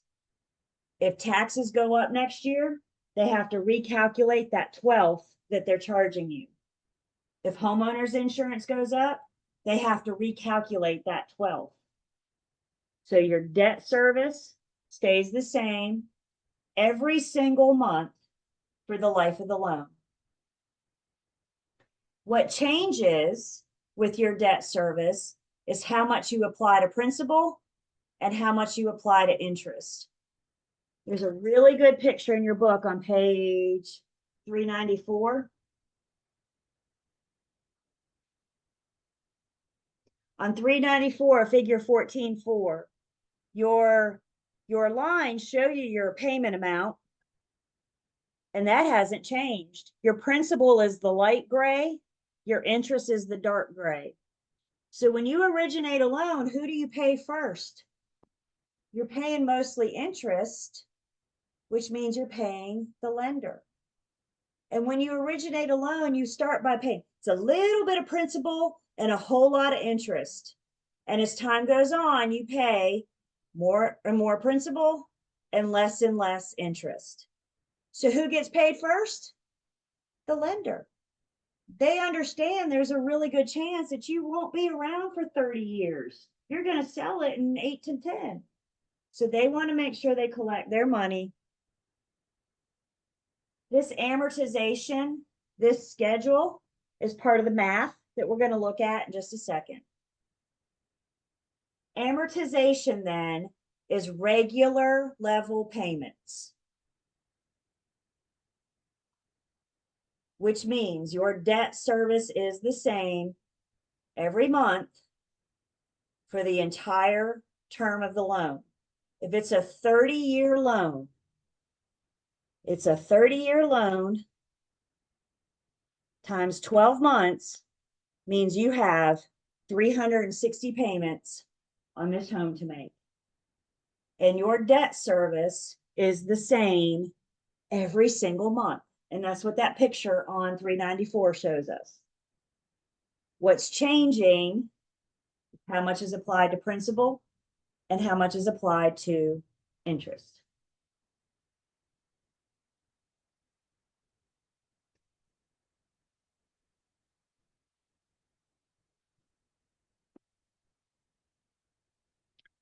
So if we were to take that PITI, or you guys like to call it your pity, if you were to take that pity payment and break it down, the principal is what you borrow. You guys feel this is in your Julie folder as well, but take a picture of this so you have it on your phone, because this shows us exactly when you submit a mortgage payment, or excuse me, when you submit a payment to the lender, This is exactly what happens to your money.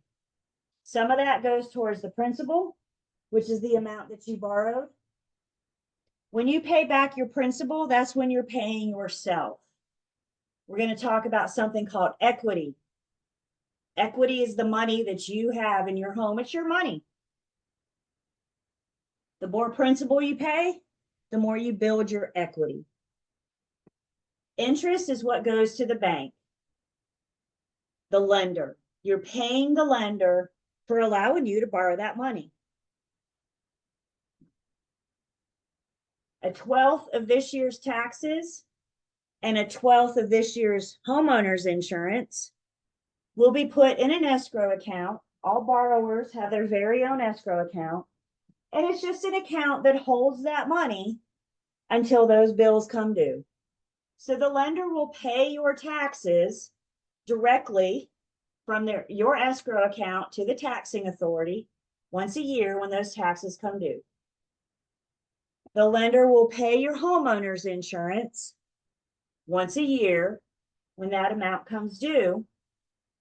And the reason they do that is to protect themselves.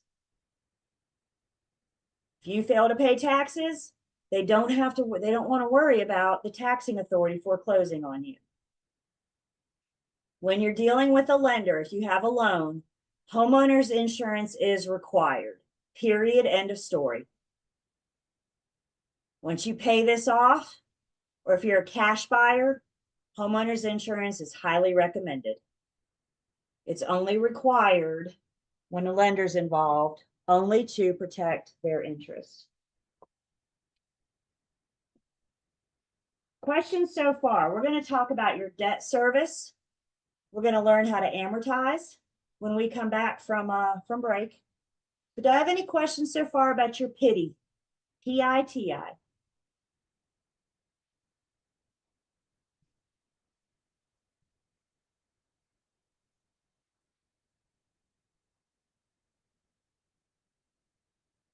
Okay, let's take 10.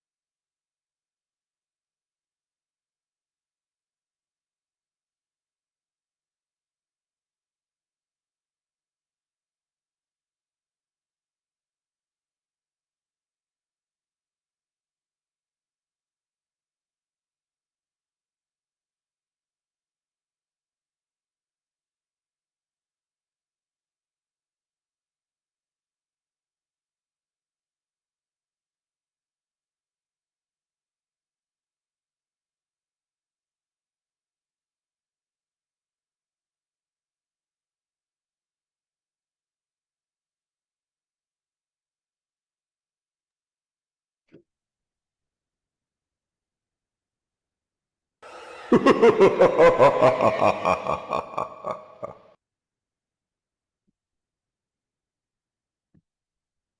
right.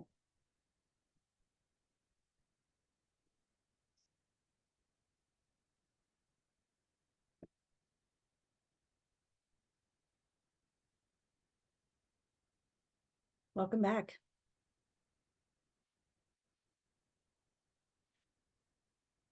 So I'm going to take attendance. Let's talk more about this debt service. Make sure you have that written down, please. Your debt service is your principal and interest. It's not your pity. It's your principal and interest. So let's talk about that debt service. When it comes to paying back your principal and interest, interest is usually payable in arrears, which means when you make your payment to the bank, you're paying last month's interest. When we say something is due in arrears, it helps me to see that your arrear is right in there. Y'all look with me. Where's your rear end? Your rear end is behind you. And that's what you're paying. You're paying for the time period in arrears behind you. When you made your mortgage payment on October 1st, you paid September's interest. When you make that mortgage payment on November 1st, that's when you pay October's interest. So interest is paid in arrears.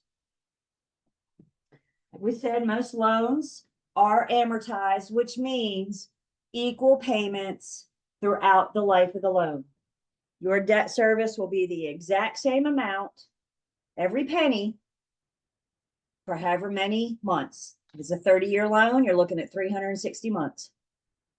A fully amortized loan means you're making equal payments for the life of the loan. And when you make that last payment, your balance due is zero. That's a fully amortized loan. A partially amortized loan, you're still making equal payments. But when you make that last payment, you have a balance due. That balance due is referred to as your balloon payment. You know going into it that when you make that last payment, you will have a balloon payment. You have a partially amortized loan.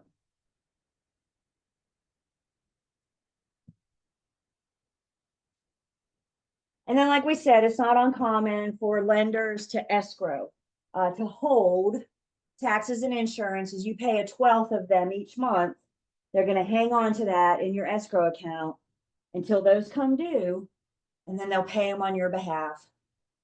That's when you walk out to your mailbox and get a letter from the county that says your taxes for the year have been paid. Your homeowner's insurance for the year has been renewed because the lender sent that money in on your behalf.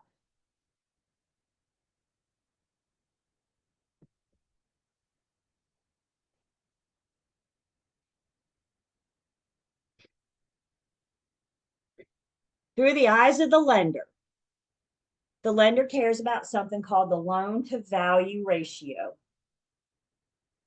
The loan to value ratio answers the question for the lender of the value, how much do they want from me? Of the value, how much do they want from me? Another way to see the loan to value ratio, we can use a T-bar. Loan to value ratio, understanding this is the lender's ratio. So that previous example that we've been saying, you're buying a home for $100,000. You go in and ask the lender for $90,000. Their question is to themselves is, what is our loan to value ratio? 90,000 divided by 100,000 gives them their loan to value ratio of 90%. All the lender cares about is their money. And the question with the loan to value ratio is, how much of the value of the property do they want from me?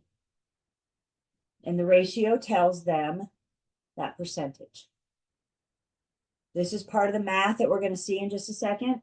If you're not a fan of the T-bar, then the formula you'll use to find the ratio is loan divided by value. Loan divided by value. And in just a minute, we're going to have to help the lender find their loan to value ratio.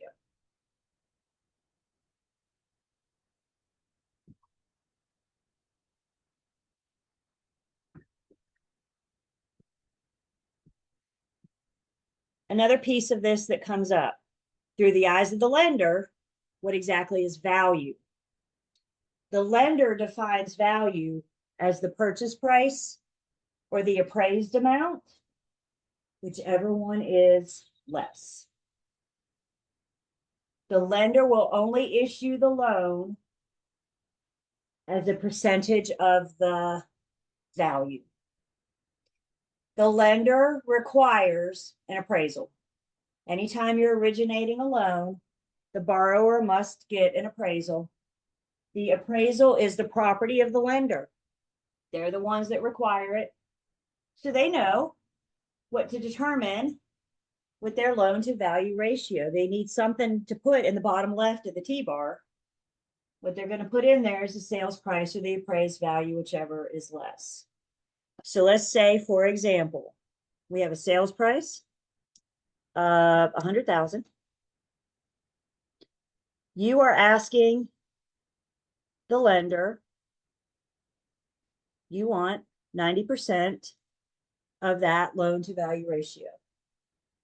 The lender will require you to get an appraisal. If the appraisal comes in at 102,000, then you're only going to get 90% of the sales price, because they're only going to originate the loan on whatever amount is less. So your appraisal comes in at 102, you'll get 90% of the sales price, which means you'll get $90,000. Your down payment is 10.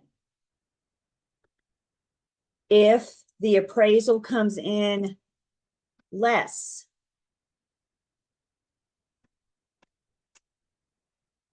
than the sales price, then you're only going to get 90% of the appraised amount. So if and when this happens, we got some options. As a buyer's agent, if the home doesn't appraise for the sales price, as a buyer's agent, I'm going to suggest we go to the seller and try to renegotiate the sales price. See if we can't get the seller to come down to $96,000. Is the seller under any obligation to renegotiate the purchase price? An offer's been made. What are their choices? They can accept it, reject it, or counter. We are in round 2 of negotiations. So appraisal comes in, $96,000. As a buyer's agent, that's going to be my advice. Let's ask the seller to lower the purchase price. If the seller says yes, I now have a sales price of $96,000. You will get 90% of $96,000 for the loan amount. If the seller says no,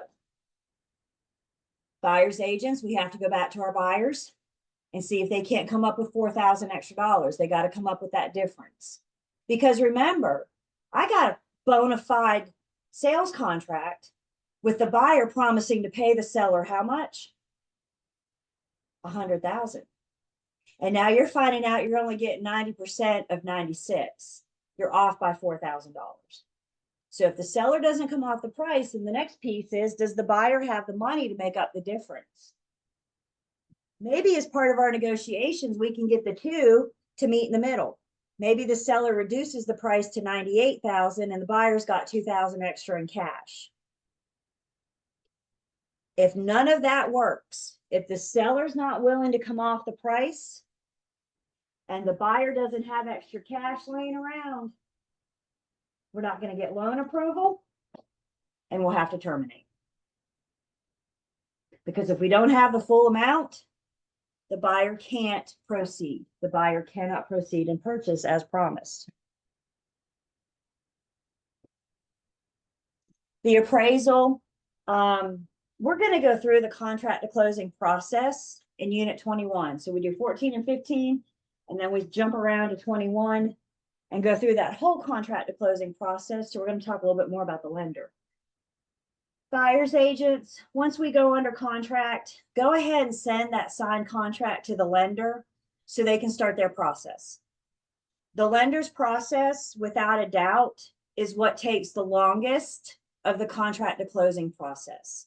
Getting that final loan approval, getting the money that the borrower needs to purchase. So by getting the lender working on that at the time of contract formation, they have to do a series of things. They have to gather some financial information from the buyer that they haven't collected yet. They got to review the property. They have their own process that they have to do. And part of their process, when they're ready, they will order the appraisal. And ideally, we want the appraisal back while we're still in due diligence. Because if we find out that it's not going to appraise for the purchase price, the seller's not willing to come off the sales price, the buyer doesn't have extra money laying around, we don't get loan approval, the buyer has to terminate. And as a buyer's agent, the best thing I can do for my buyer, if we have to terminate, do so during due diligence so I can get them their earnest money back. That's the absolute best thing I can do at this point to get them their earnest money back. If we find out after the due diligence period, 501 on the due diligence date, that we're not going to get loan approval, the buyer's in breach. Not only have they lost the due diligence, but now they've lost their earnest money too.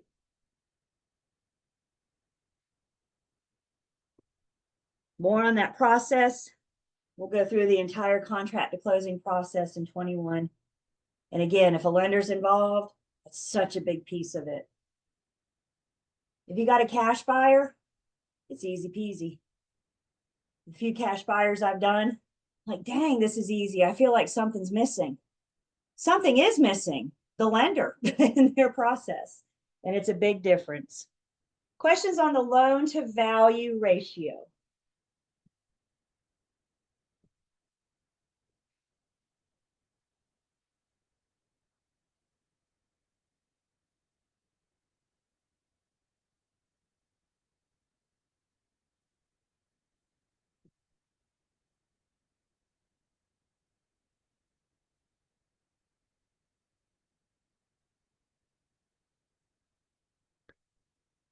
North Carolina, we have something called a usury.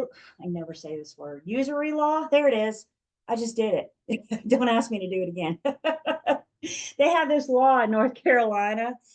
Lenders are free to charge what they want, set whatever interest rate they want. All loans are negotiable. All lenders are different. They all have different products. They have different things to offer borrowers. Usury laws, it's a hard word. Usury laws put ceilings on things. They say lenders are free to do what they want to do. They're free to charge what they want to charge up to this point. They're free to charge the interest rate that they want up until this point. This keeps things at a certain level for the borrower, trying to keep it fair for the borrower. If a lender is found charging fees or interest rates over the usury laws, then they could face consequences, penalties with their licensing board, with their disciplinary action. There's state laws, usury laws. I'm on a roll now. And then there's federal laws. Federal is going to override state. So if there's a conflict, if there's a conflicting information, federal will override state.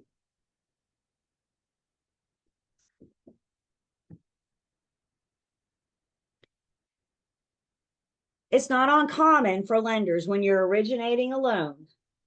It's not uncommon for lenders to charge discount points. Please write this down. Discount points are prepaid interest. Discount points are prepaid interest. What are you doing if you're prepaying something? You're paying it early. You're paying it ahead of time, before it's due, right? So with discount points, it's not uncommon for lenders to charge interest that's due at the time of settlement. Prepaid interest. This is one of these things you guys like to make a lot harder than what it is. So keep it simple. What are discount points? Discount points is the borrower paying some of their interest early. It's prepaid interest. There may be a couple reasons why the lender charges discount points. The lender may charge discount points because they want a higher yield. The lender's yield is their rate of return. The lender's yield is their return on profit. The higher the yield, the more sellable the loan on the secondary market. So the lender may go to the buyer and say, we're going to charge you discount points because they want a more sellable product when you originate the loan and they go to sell. The other way that this could come about, the lender and borrower going through the pre-approval process, the lender determines this borrower's interest rate, and the borrower says, is there anything I can do to lower my interest rate? And the lender's response is discount points. If you can prepay some of your interest before the loan's originated, then you can have a lower interest rate for the life of the loan. So all discount points are prepaid interest. And what they do, the result of the buyer prepaying their interest, is that it increases the lender's yield and it decreases the borrower's interest rate. That new interest rate is the interest rate that will be set for the life of the loan. So let's say the lender runs your loan and you're rated average. I saw this morning, it was like 6.41. You're rated average. And you're the borrower and you say, can I get a lower interest rate? The lender's going to ask you to pay discount points. They're going to ask you to prepay some of that interest, bring interest to settlement, prepaying it, and that'll reduce your interest rate. When it comes to discount points, there's two pieces of math around discount points. The first piece of math around discount point, I guarantee you will see on both of your exams, mine and the state exam. The second piece, you might see. So the first piece of math with discount points is how much in prepaid interest is the borrower going to have to bring to closing? How much are we asking them to prepay at settlement? And to calculate that, one discount point is equal to 1% of the loan amount. Remember what we said the word of means in a word problem? Word of in a word problem, that's it, means multiply. All lender charges are of the loan amount. What does the lender care about? Their money. What is their money? The loan amount. So discount points. How much are you bringing? How much prepay interest are you prepaying? If they charge you 1 point, it'll be 1% of the loan amount. If they charge you 2 discount points, that shakes out to 2% of the loan amount. 3 discount points equals 3% of the loan amount. See what we're doing here? 4.5 discount points equals 4.5% of the loan amount. The number of discount points tells you the percentage of the loan. When we go through the contract to closing process in Unit 21, part of this process is helping our buyer figuring out how much money they have to bring to closing. So in addition to the down payment, they're also going to have some financing charges, closing costs. And we're going to help the buyer tally all that up and figure it out. We're going to see discount points, and we're going to have to know, we're going to have to calculate how much in prepaid interest to charge the borrower at settlement. This is math you will see. We'll see it in 21. You'll see it on both exams. You guys got your chat set to private? Let's make sure we're good here. Set your chats to private. I'm going to make numbers up. Isn't that fun when we do that? So we have a sales price of $250,000. I have a loan amount of $200,000. And the borrower, I'm sorry, the lender is charging the borrower 2 discount points. Tell me in a private chat what that charge to the borrower settlement will be for prepaid interest. How much will they pay in discount points at settlement?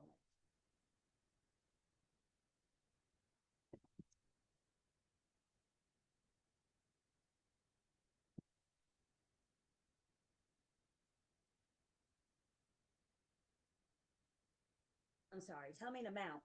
How much money?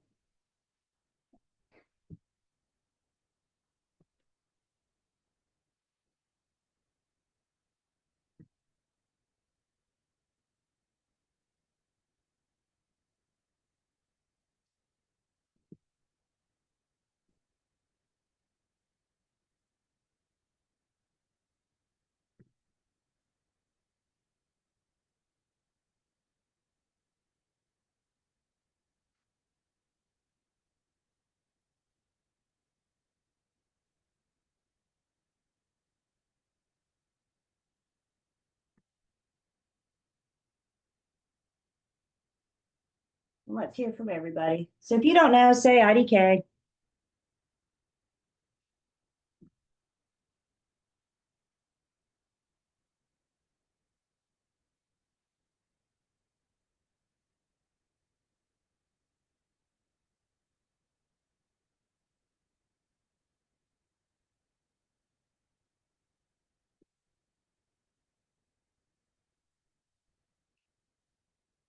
Okay.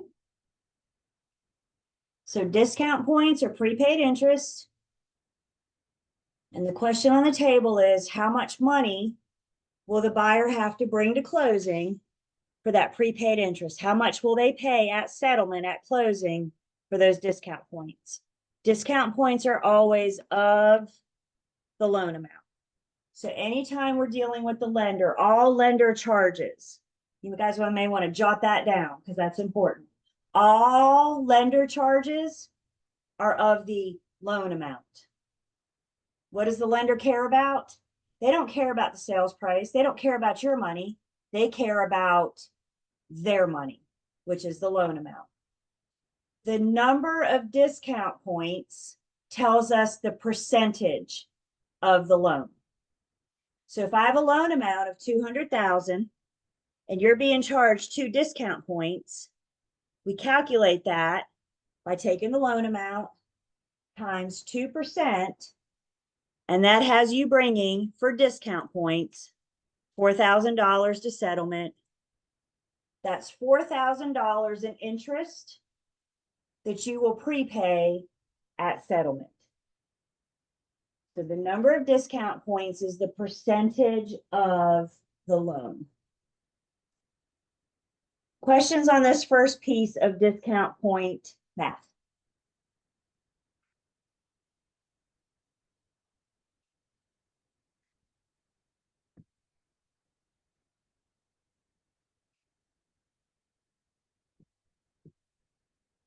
Very good on where we got the 4,000. And all of that will get rolled into that buyer's closing costs.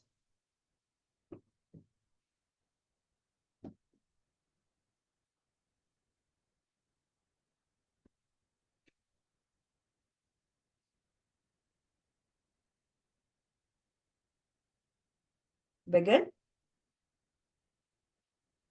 So then that's the second piece of it. So we'll go there next, but let me make sure we're good on how much first. Everybody good? So the question is, I hear you guys. I know. Why in the heck would somebody bring $4,000 extra to closing? I mean, they're already buying a daggum house, right? Why would they come up with $4,000 extra? I hear you. I asked myself the same thing when I originated my loan. Why am I bringing all this extra money? I'm going to go back just for 1 second.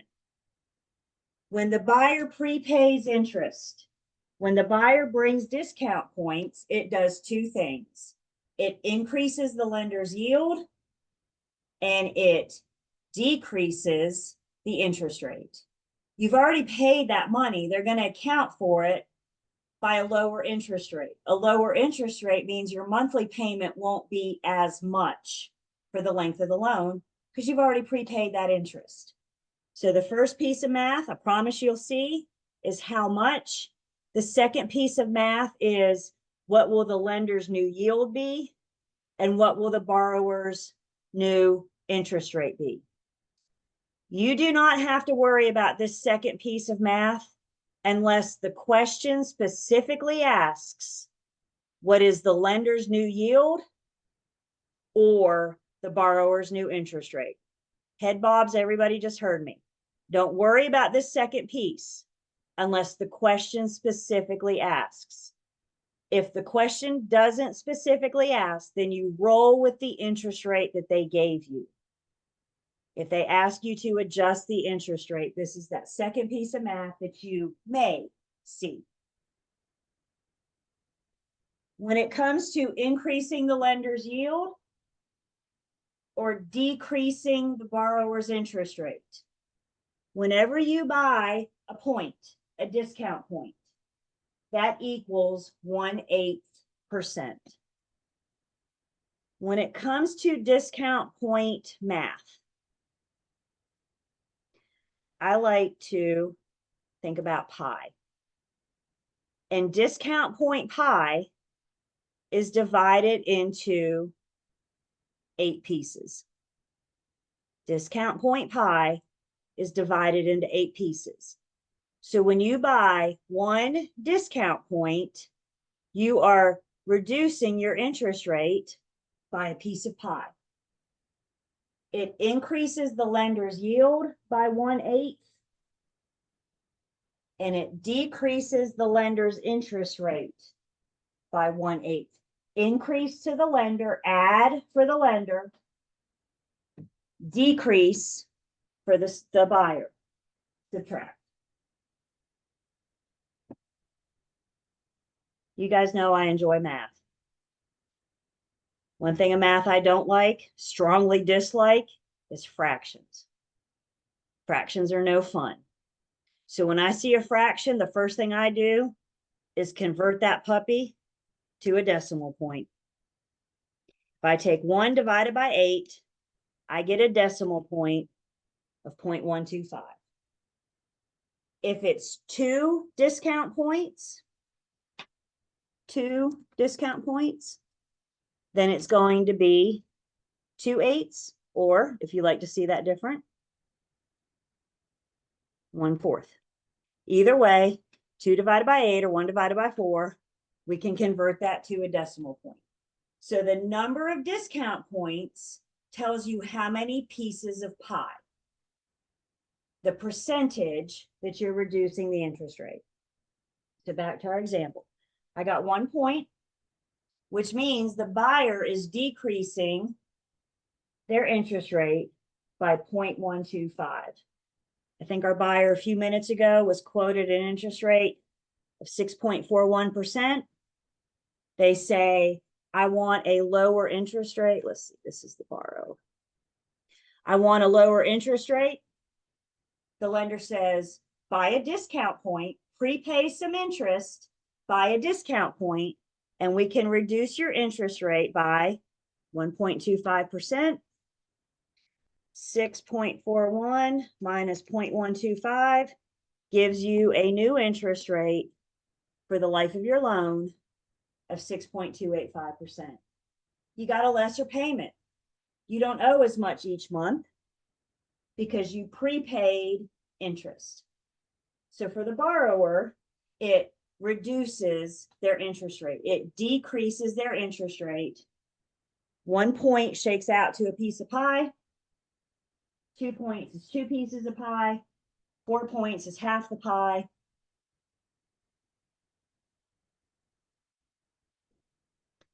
The other side of this then is that it increases the lender's yield. The lender doesn't have an interest rate. The lender has a yield, and their yield is their return on profit. Now, it starts at the same place as the borrower's interest rate, but instead of deducting, we are going to increase the lender's yield by this 1/8. So we had a yield of 6.41%. You pre-bought some interest. So we're going to add to the lender's yield 6.41 plus 0.125 gives us a lender yield of 6.535%. The higher the yield, the better the product looks on the secondary market when they go to sell it. So lenders may require discount points so they have a higher yield, or borrowers may request discount points so they have a lower interest rate. Increasing the lender's yield, decreasing the borrower's interest rate. You only have to worry about if the problem specifically says what is the borrower's new interest rate and the lender's new yield. Questions?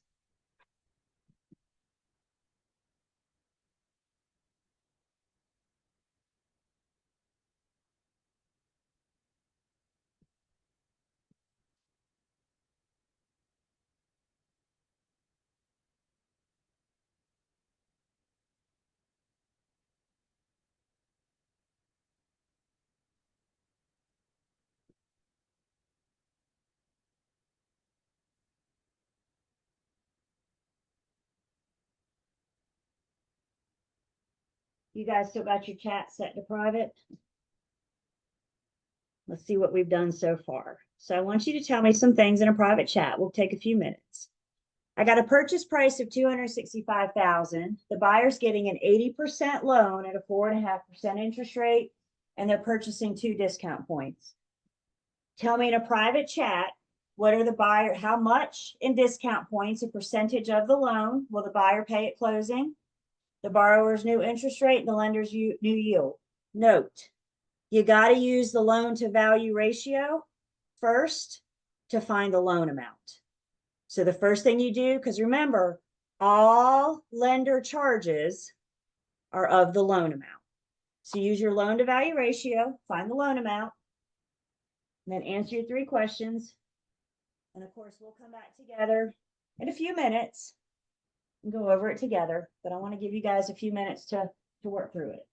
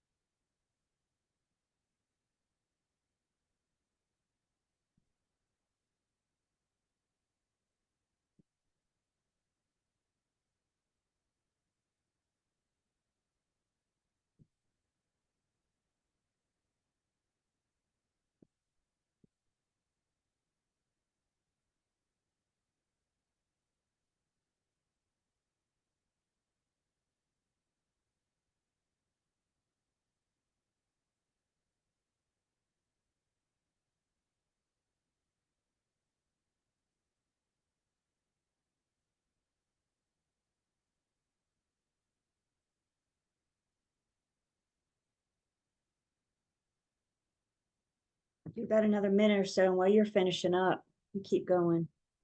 But I'm gonna get out of this for just a second.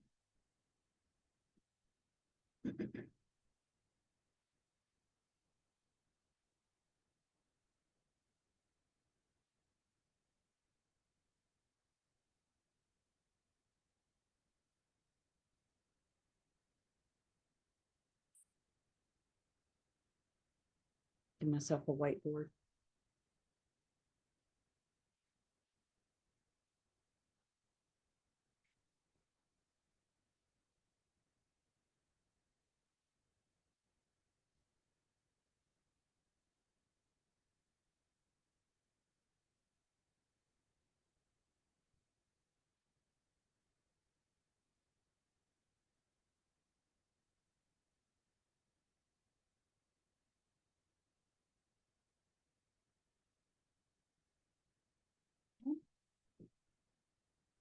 Let's see what we got here. The information of the problem. I got a purchase price of 265. The buyer's getting an 80% conventional loan at a 4.5% interest rate, and they're getting 2 discount points.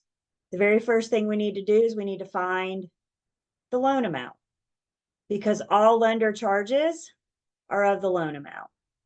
And we find the loan amount by using our loan to value ratio, or the loan divided by the value.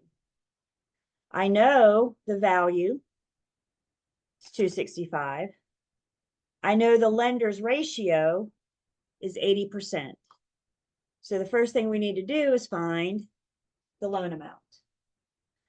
Up, down line in the T-bar means multiply. So we take 265,000 times 80%, and I get a loan amount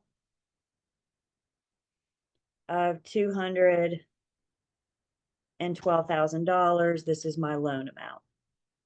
Questions on how we got the loan amount.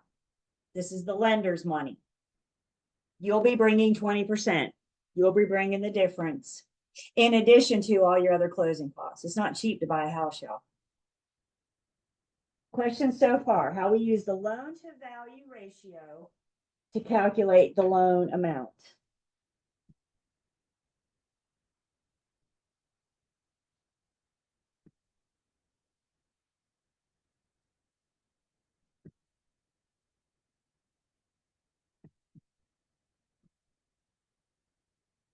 So now we can start answering the questions in the problem. So the first question is, how much in discount points will the borrower pay at closing? Well, we know they're getting 2 discount points. The problem has to tell you how many discount points, because there is no standard.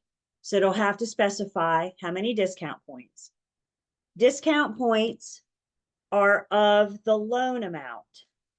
So we take a loan amount of 212,000.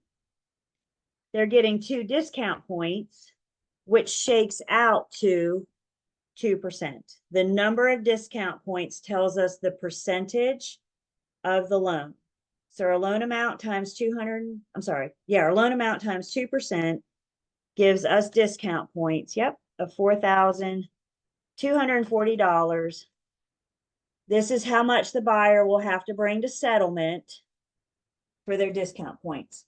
$4,240 in prepaid interest. They could pay this over the course of 30 years, or they could prepay it.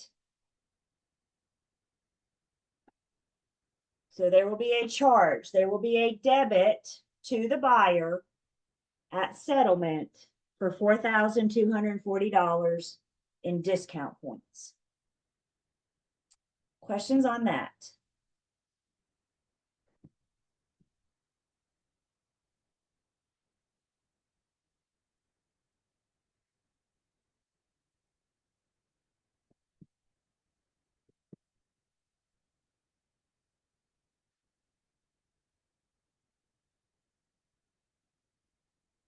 Now we're asked to find the borrower's new interest rate or the lender's new yield. Again, if it doesn't ask, then I don't want you to worry about it. So let's pretend for a second that these last 2 bullet points don't exist. The interest rate that you're going to use and roll with for this problem is 4.5%. You'll use the interest rate they give you unless they tell you to change it. They have to tell you though. Everybody hear me? You will have to calculate the first question. You may or may not have to deal with the rest of this. Okay, so we're going to start with a 4% interest rate because we're asked to calculate it, to recalculate it. When we are figuring out the borrower's new interest rate or the lender's new yield, that's when we can think about pi. I'm a visual person, so allowing me to see what it is we're dealing with. Discount point pi is always in eighths because 1 point is 1/8. In this case, we're dealing with 2 discount points, which means we're dealing with 2 pieces of pi. 2 pieces of pi is 2/8 or 0.25%. So I took 2 divided by 8. We all agreed we're not going to deal with fractions because fractions are no fun. So convert that fraction to a decimal. 2 divided by 8 is 0.25 or 1/4 of the pi. Questions on how I got the 0.25%?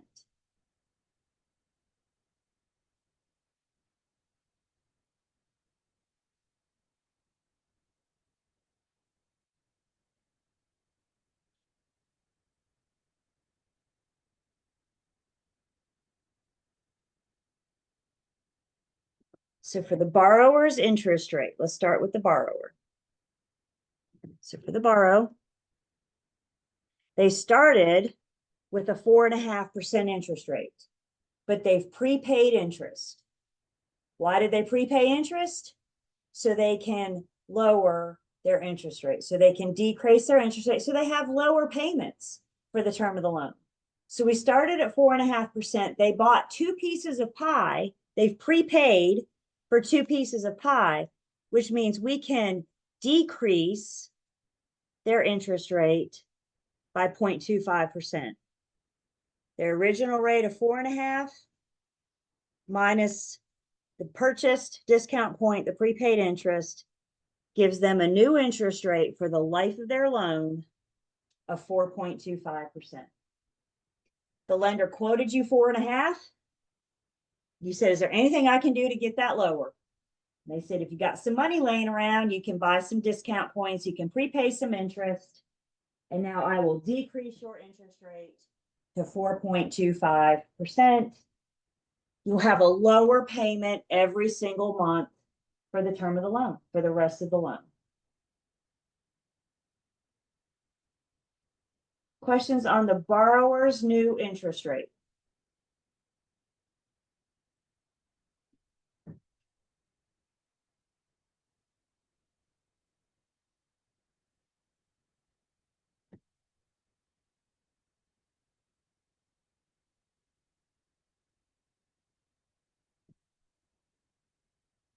And then the third question, what is the lender's yield will be?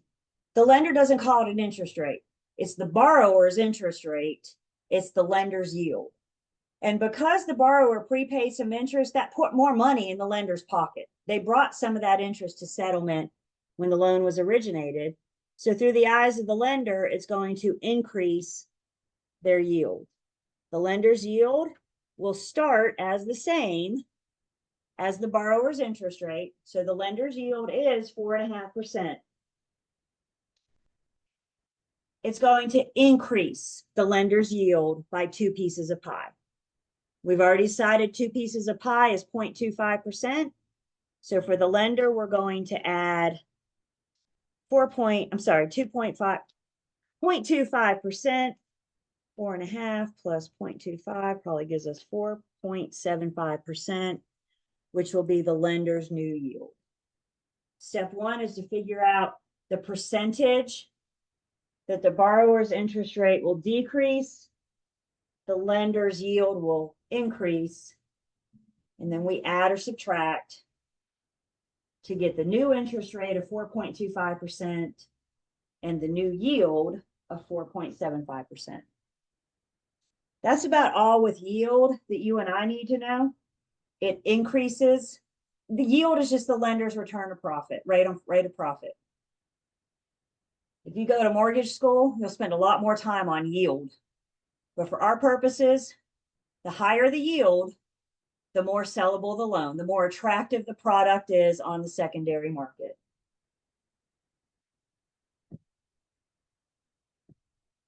So borrower's new interest rate of 4.25%, lender's new yield of 4.75. Again, we don't even worry with those last two questions unless it specifically asks. Questions?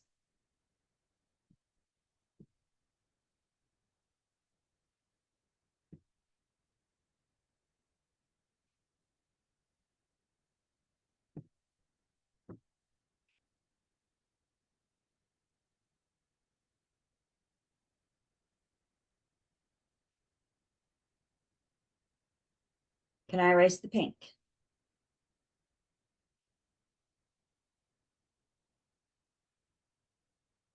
We good?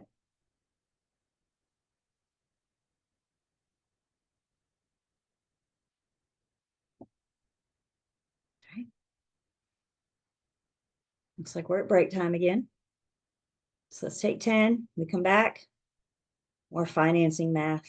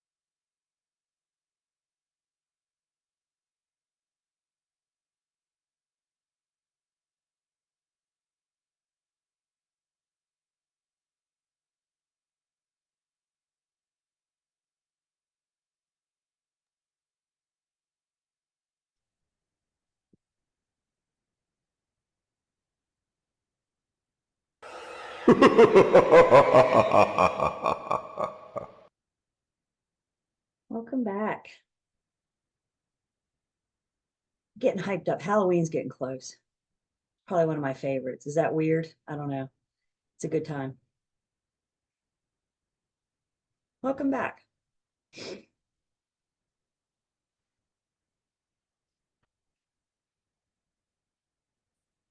So I'm going to go ahead, take attendance.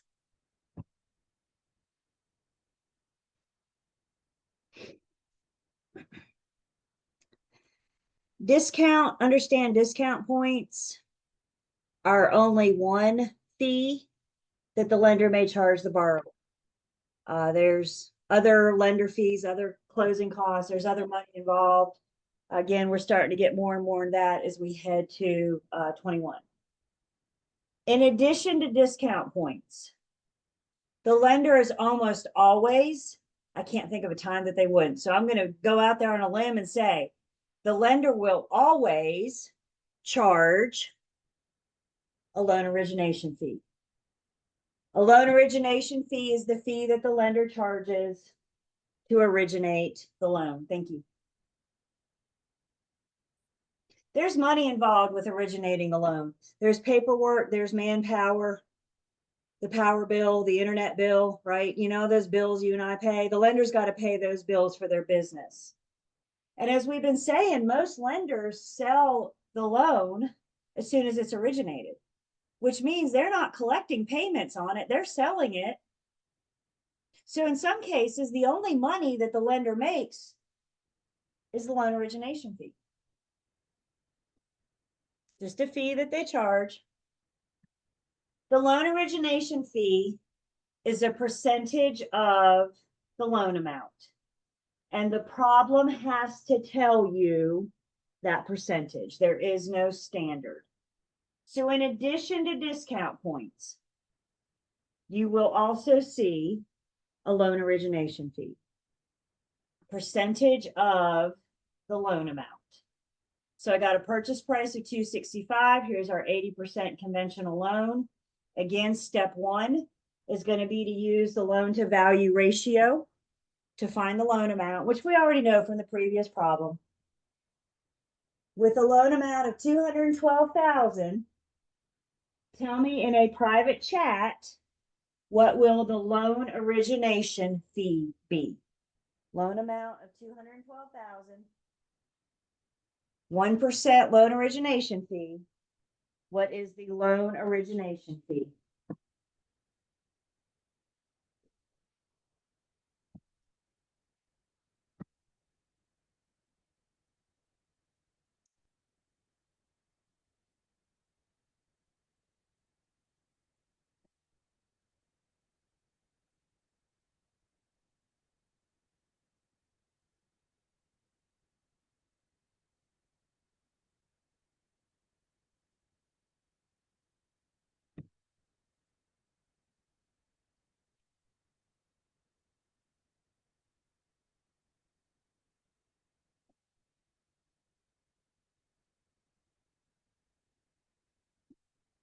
And let's hear from everybody.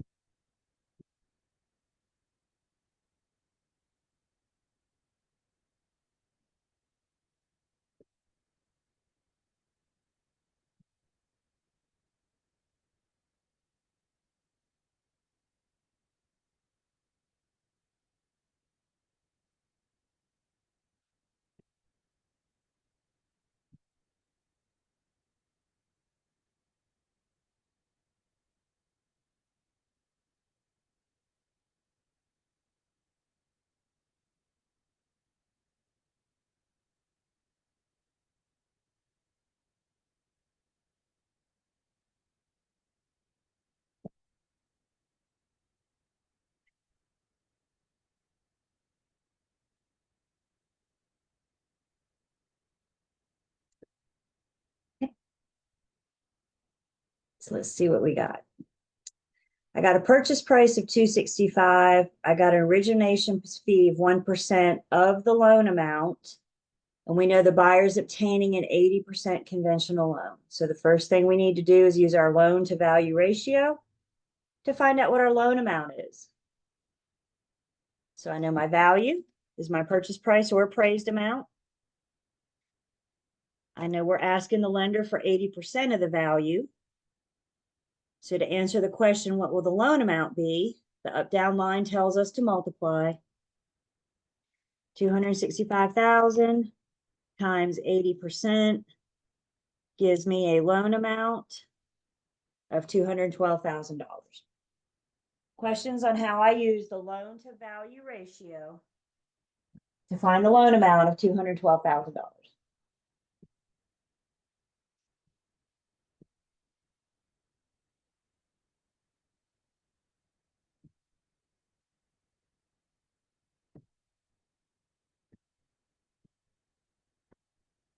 The origination fee is 1% of the loan amount. What's of tell us to do? We know all we need to do is multiply. 212,000 times 1% gives me a loan origination fee of $2,120. This is in addition to the discount points.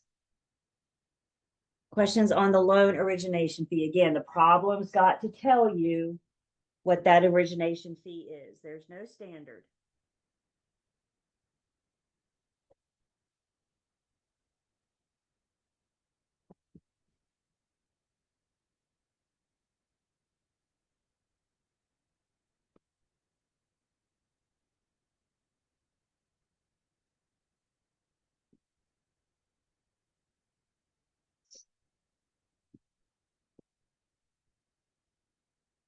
$2,120 is what the lender is charging to originate the loan. It's the loan origination fee.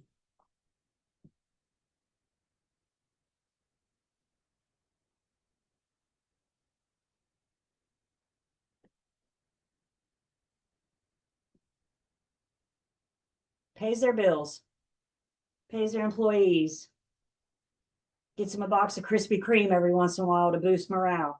You know, the good things that firms, companies do for their employees. Questions?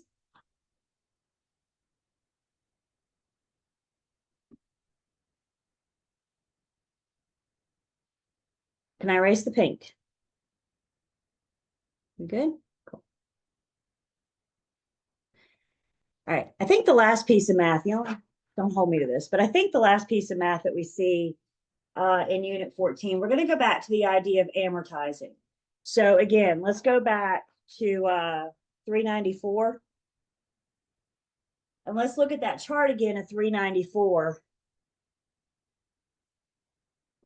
If we're amortizing, then we have equal payments, equal level payments throughout the entire life of the loan. A lot of home loans are 30 years. So when we say the life of the loan, we're looking at 30 years. That's what this picture on 394 is looking at. And you can see your payment amount is the same. If you were to hold a ruler up to that, it would be a straight line. The amount, the debt service is the same throughout the life of the loan. What changes each month is how much is applied to principal and how much is applied to interest. And what we're going to do now is we're going to do the calculations to see each month, when you make this payment, when you make this debt service payment, how much of that will be applied to principal and how much of that will be applied to interest. And you're going to see that change every single month in your amortization schedule. So to amortize a loan requires 3 steps. I want you guys to write these down, write as fast as you can, but I want you to write these down because I want you to have them in front of you while we go through amortizing a loan. Step 1, step 2, and step 3.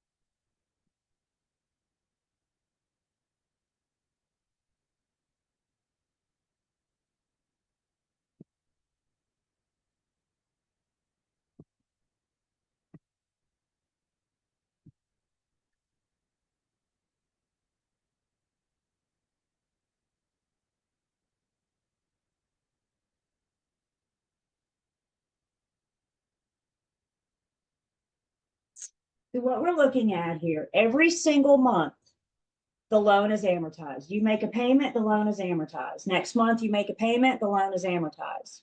What we're doing here is showing when you make this payment, same payment every month for the life of the loan. And when you make this payment, we're going to calculate this month how much was applied to principal and how much was applied to interest. And to calculate those, we're going to use 3 steps. And we do the same 3 steps every month for the life of the loan. So the first step is we're going to find this month's monthly interest. To find this month's monthly interest, we're going to take the balance, which is also the loan amount, times the interest rate. Balance times the interest rate gives me annual interest. I don't want annual interest though. I want monthly. So how do we take an annual number and make it monthly? Just divide by 12. Balance times the interest rate gives us annual interest divided by 12 to get monthly. That's your monthly interest for this month. The monthly payment is your debt service. The monthly payment is the same for the life of the loan. Principal plus interest equal your debt service. So now that we know the monthly interest, the problem will have to provide you with the monthly payment or give you the formula you need to get there. We'll look at that formula for monthly payment, but that's not until unit 15. So now that we know the monthly interest, we know the monthly payment. So to calculate the monthly principal, we take the monthly payment minus the monthly interest. That gives us this month's monthly principal. And then the third step is to show your balance due once you make that payment. Principal reduces the balance. Let me say that again. Principal reduces the balance. So you're going to take this month's balance. What do you owe the bank this month? You're going to subtract whatever you paid in principal in step 2. And that'll show you your balance going into next month.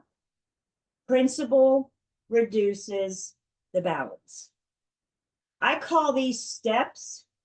I also think it's helpful to call these formulas. And all formulas go on a flashcard. If you want to amortize a loan monthly, you're going to use all 3 formulas. But guys, understand, any one of these could be a candidate for a test question. You could be asked, what's your monthly interest? You could be asked, what's this month's monthly principal? You could be asked, what's your balance going into the next month? So 3 steps, 3 formulas. I don't care what you call them. Put them on a flashcard. So does everybody have this jotted down? Everybody good? All right, let me get my whiteboard set back up here.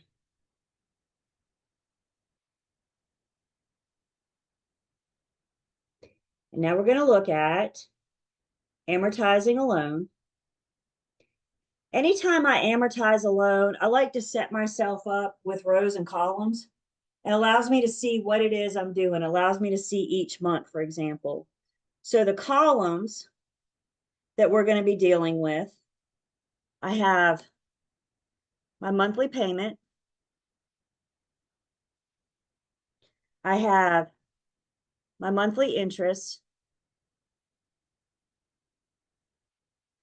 I have my monthly principal. And then I have my balance. And what we're looking at here is month 1, month 2, month 3, month 4, the whole way up until the life of the loan. Again, if it's a 30-year loan, we're looking at 360 months. This is pretty much all we need to amortize this thing because we have the steps, we have the formulas. So let's put all this into practice. You have, there, my zoom's in the way. Your buyer's approved for a $100,000 loan at a 5% interest rate for 30 years. Your monthly principal and interest payment is $499.55. This question wants us to find the balance of the loan after the first month's payment. So I know my balance is my loan amount. And the day I originate the loan, that's my balance. That's what I owe the lender. I like to write the interest rate on my paper somewhere, top right maybe, because I know I'm going to have to refer back to that. So I like to have it in front of me on my paper, my scratch paper, where I can see it, a 5% interest rate. Then we have a monthly payment for $499.55. $499.55 is your monthly debt service, your monthly debt service for month 1, month 2, month 3, month 26, month 124, month 359. When we say it's the same for the life of the loan, that's exactly what you're saying. Your monthly payment, your monthly debt service, your debt service is your principal and interest, and it is the same for the life of the loan. Now take a step back just for 1 second. When I send my payment into the lender, it's going to be more than $499.55, because remember, this is just the PI. I still have to add on the TI. All that's going to be applied to principal and interest is the debt service, the $499.55. I've got myself set up in rows and columns, which means this is all we need to amortize this loan for the next 30 years. We're going to do those 3 steps over and over and over again. So I'm going to do month 1 with you guys, and then I'm going to let you do month 2. Do I have any questions so far? What we set up, where I got the information, what this means? Questions so far?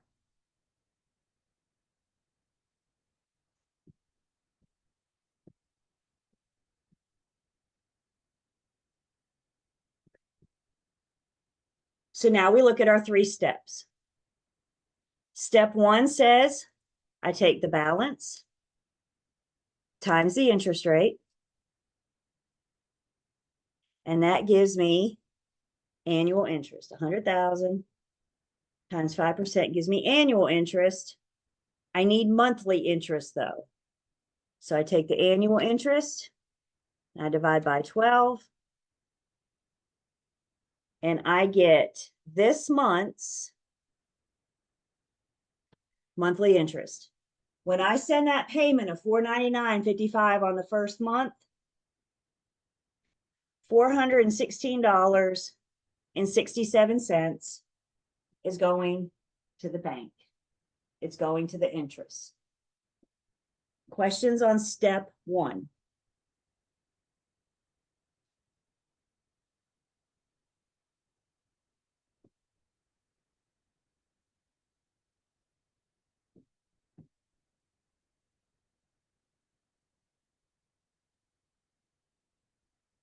Step 2 is going to be to find this month's monthly principal.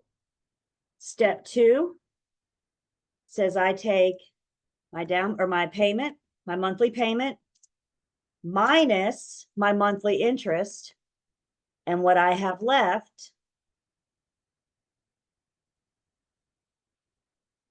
is this month's monthly principal. So the first month of this loan, the first month I'm making the payment, I make that payment of $499.55, and how is that going to be divvied? Some of it's going to interest, some of it's going to principal. I think after step 2, this is a great place for you guys to stop and check yourself and make sure that your monthly interest plus your monthly principal equals your monthly payment, because those are the 2 pieces that make up your monthly payment. It's this month's interest and this month's principal. Questions on step 2?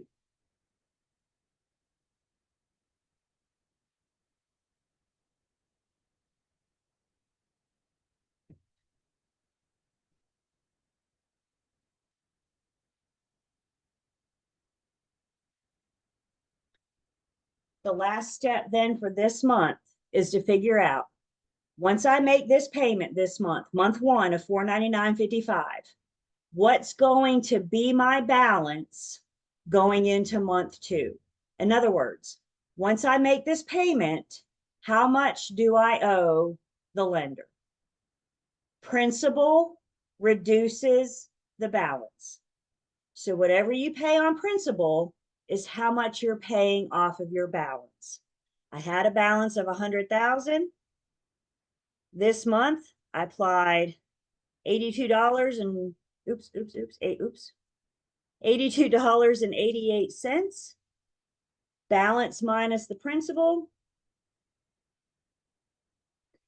tells me going into month 2, I only owe the bank $99,917.12. So step 3 tells me my balance going into next month. Every single month, we do those 3 steps for the life of the loan. My homeowner's on the call. When you bought your home, you walked away with a loan package. Either the lender or the attorney handed it to you. Maybe they put it on a thumb drive. Maybe they mailed it to you after the fact. But you had your closing paperwork. Now, I know you were buying a house and you were worried about moving in the U-Haul truck and all that good stuff. So that closing paperwork from the attorney's office probably got chucked in your back seat until it was time to clean your car out. And then it went into the file cabinet and you probably never looked at it. You've never seen it since. I hear you. I'm the same way. Had we looked through it, we're going to see an amortization schedule. So it shows us how much interest and principal is going to be applied every month for the next 30 years. We will look at a sample amortization schedule. And I got a little bit more about this I want to say. But what I want you guys to do right now is in a private chat, do those 3 steps again, starting with a balance, your new balance of $99,917.12. Start with your balance. And I want you to tell me in a private chat, once you make this second payment, what is going to be your balance going into month 3? Once you make your payment, how much will you owe the bank going into month 3? Amortize your second month's loan. Tell me in a private chat. And then we're going to come back together and talk about it. And I got a few more things to say about this amortization schedule.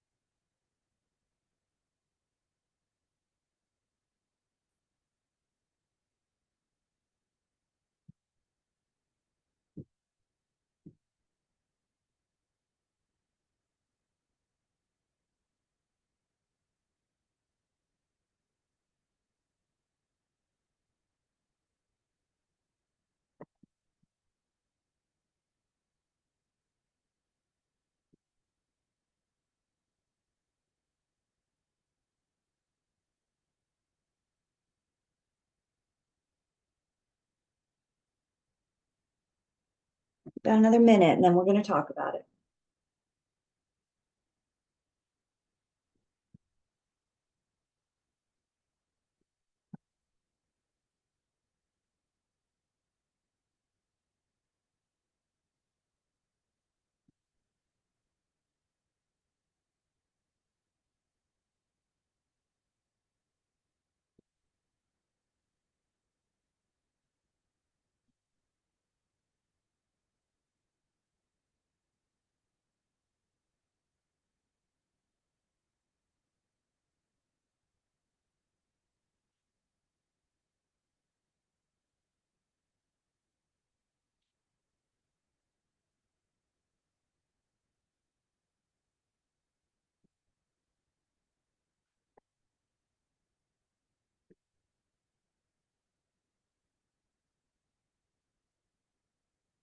Okay.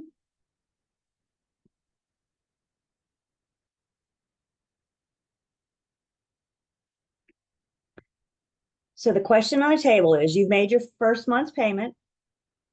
You have a balance of $99,917.12. So now the question is, once you make your second month's payment, how much will you owe the bank? What will your balance be due? Anytime you amortize a loan, we go through these 3 steps every single month. So step 1, we're going to start with our new balance. You have a lower balance now than what we did, not by much, but lower is lower. So I got a new balance of $99,917.12. Balance times the interest rate gives me annual interest of $495,995 and some change. Annual interest divided by 12 gives me monthly interest. So $416.32. This is this month's monthly interest. See how much it came down? When we say a little bit every month, that's exactly what we mean. A little bit every single month. Remember, you're doing this for 30 years, so it's going to take time to get that down. Questions on your second month's monthly interest. Balance times the interest rate divided by 12 to get monthly interest.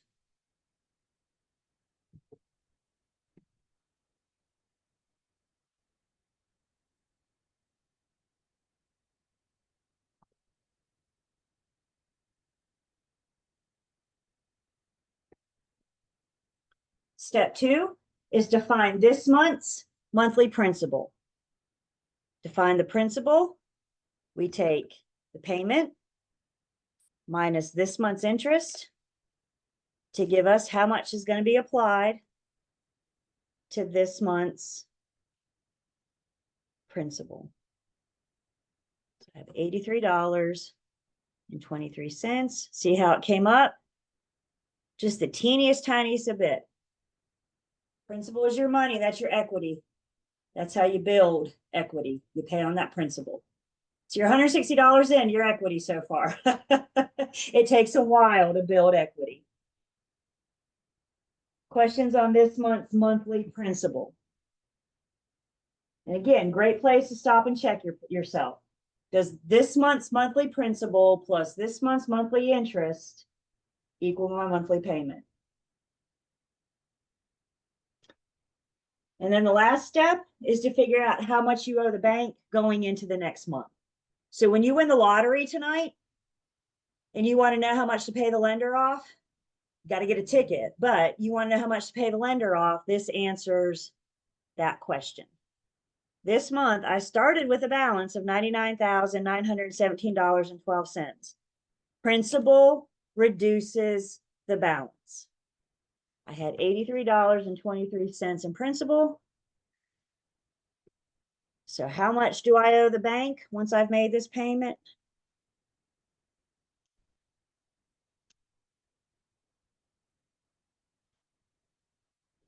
I now only owe the bank $99,833.89. Going into month 3, you're going to do those 3 steps. Every single month, we do those 3 steps. I got more to say about those 3 steps and the amortization and what you can see on your exam. I got more to say. Before we do that, though, do I have any questions on the math? Just on the math. The 5% is your interest rate. So it's your balance times your interest rate. And that's where that 5% comes in. Balance times the interest rate gives us annual interest. Divide it by 12 to get monthly. By the way, balance times interest rate equals annual interest. We'll see that again in Unit 21. So that formula is going to serve a couple purposes. The balance times the interest rate equals annual interest. Other questions on the math? Just the math for right now.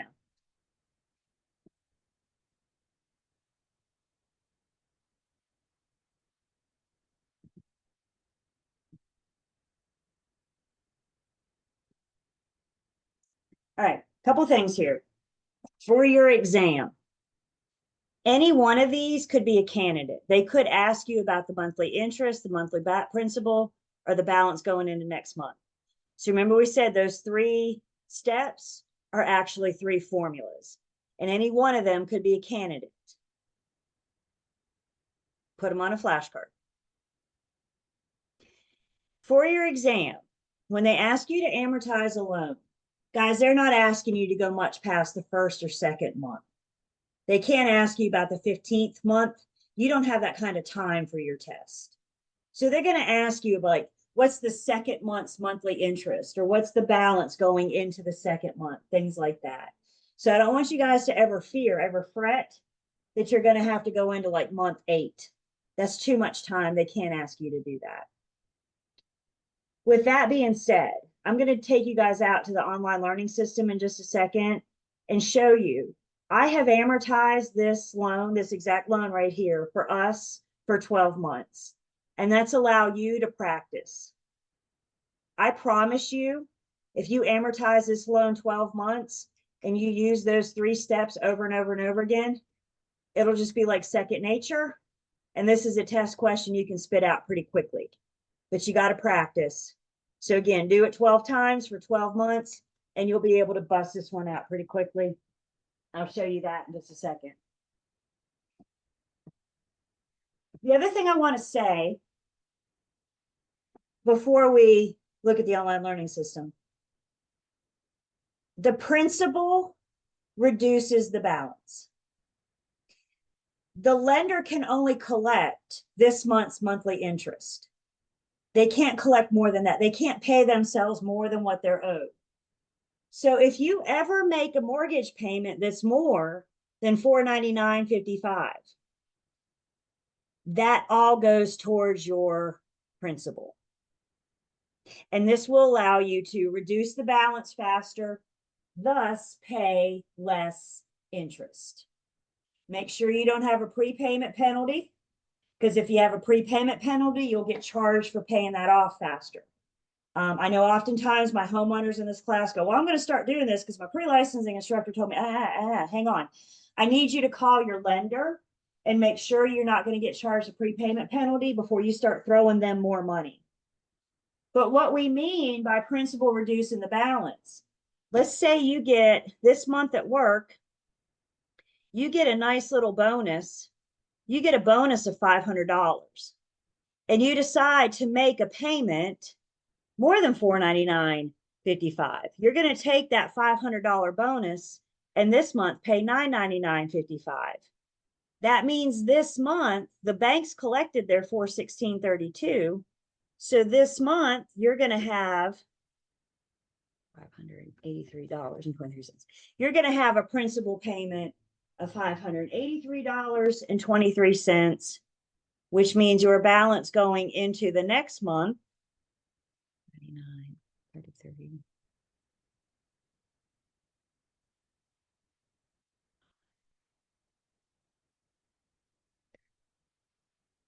Your balance going, thank you. Your balance going into the next month, look at how much you've reduced it just by paying that little extra principal, that little extra on the loan. They say when you originate a loan, if you're not charged a prepayment penalty, the more you can pay, even if it's just 10 extra bucks a month, that's all coming off of the balance, because balance reduces the principal. Is that not right? Is mine not right? Hang on.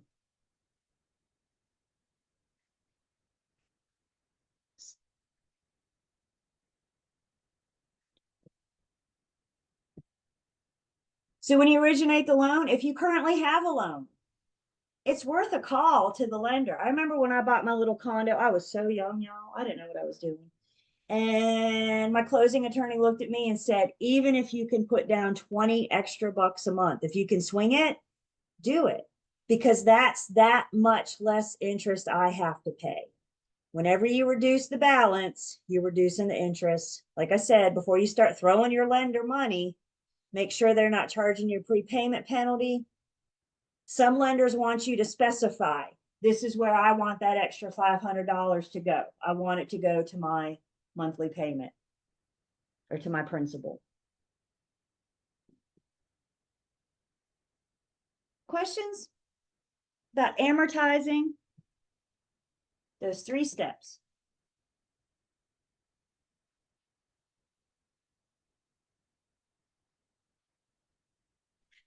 I have a quick question before we move on. Please. So does the 30 years ever, I guess it wouldn't make a difference. Would it make a difference? Say that again, I'm sorry. The 30 years that's on here, would it, we can just ignore that in the question? All that tells me, because it's part of the loan, so they're going to give you that. So yes, it kind of does look like a distraction, but all that tells me, if you're doing a 30-year loan and you're going to pay this thing every 1 month each year, you're going to pay this thing 360 times. Okay. So that 30-year loan tells us the term of the loan, which is how they have to state the loan. What that tells you as the borrower is you're committed to $499.55 for the next 360 months. Thank you. Anything else before I erase the pink?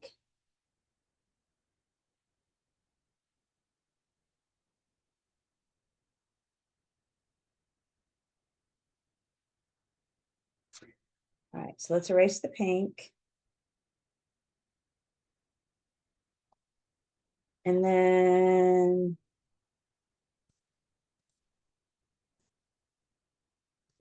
we go out to the online learning system. If we look in the unit, it's either in 14 or 15. It's in 15. I don't know why, but it's in 15.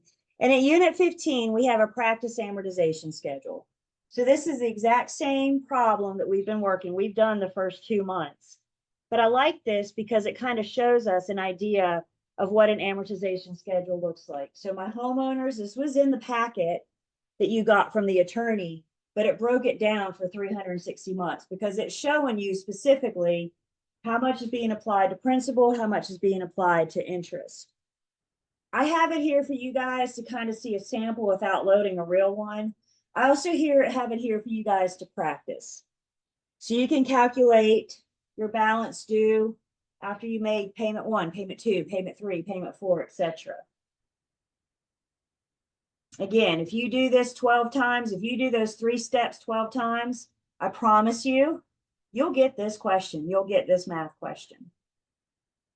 The other reason I have it for you guys is so we can see, especially in the first couple years of home ownership, going back to that chart on 394, it takes you a while before you start actually paying on the principal.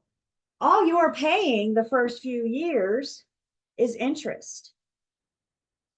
Home ownership was never meant to be short term. You have to be in it for a few years before you actually start paying yourself. Paying yourself is building your equity. Right now, who are you paying? All you're paying is the bank.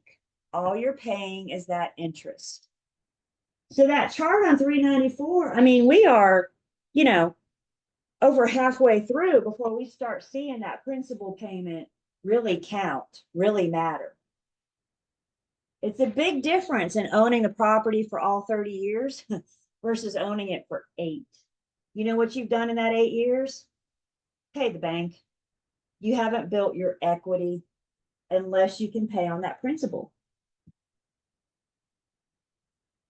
We're going to talk about equity. There's other ways to build your equity. So we're going to talk about equity way down the road. That comes up in unit 12, 18. We talked about it a couple times. But we're going to talk more about equity. And that equity, and that's the whole idea of the home ownership is the American dream. You're building equity, you're paying yourself, and you're doing so by paying your principal payment, paying that balance. Questions?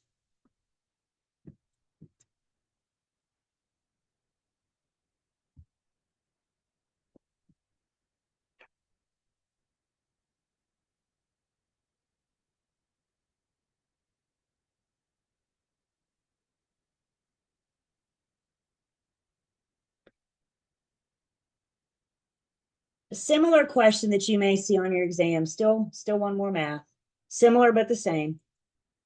When we amortize, we're breaking it down monthly. Every month for the life of the loan. Is it a 15-year loan, 20-year loan, 30-year loan, whatever? Another question you may see on your exam may ask you about the interest over the life of the loan. So in other words, if you make that payment $499.55, and you make that payment 360 times, the question is, how much will you pay in interest? So to answer the question, it's still the same problem. Still a $100,000 loan, 5% interest with your monthly payment of $499.55. The formula for finding the interest over the life of the loan. We're going to take the monthly payment, $499.55, and we're going to multiply it by the number of months. So a 30-year loan, 30 times 12, it's going to give me 360 payments. That gives me my total principal and interest, my total debt service. From that, I deduct my principal, and what I'm left with is interest over the life of the loan. So using this formula, why don't you guys tell me in a private chat what your total interest will be? Interest over the life of the loan.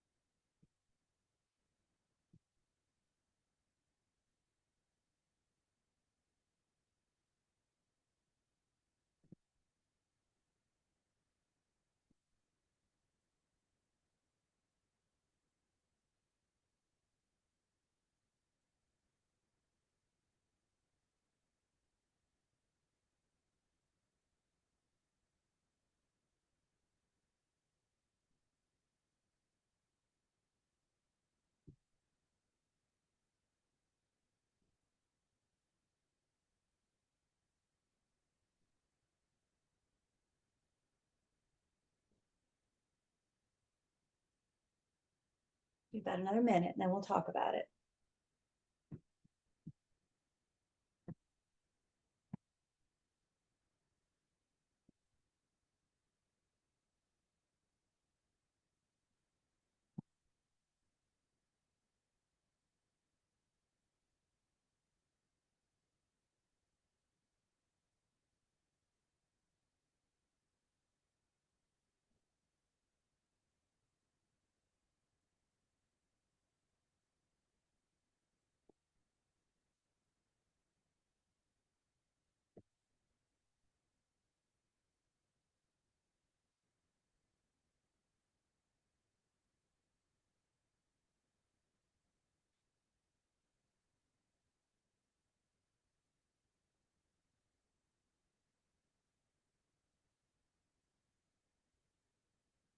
So same information as before. Your buyer's approved for $100,000 loan at a 5% interest rate for 30 years.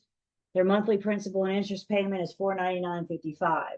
The question on the table is, how much interest will they pay over the life of the loan?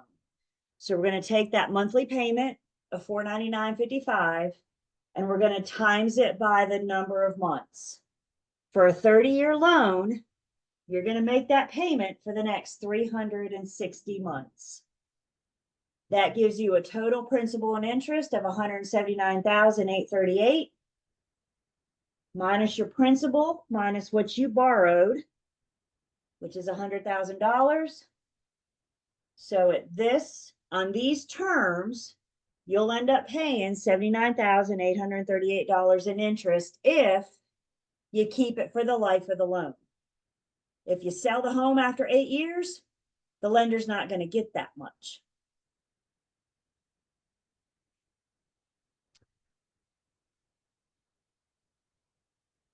Understand as well.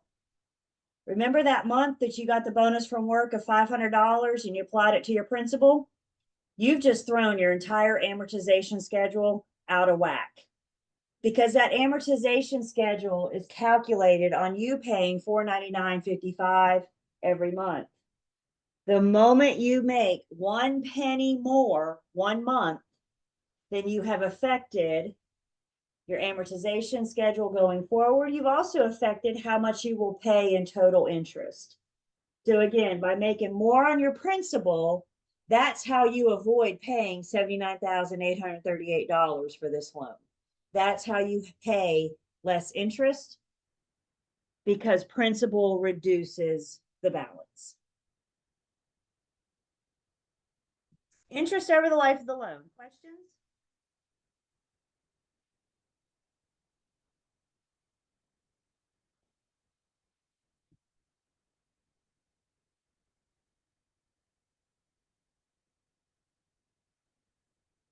My question to you guys is always my rhetorical question to you.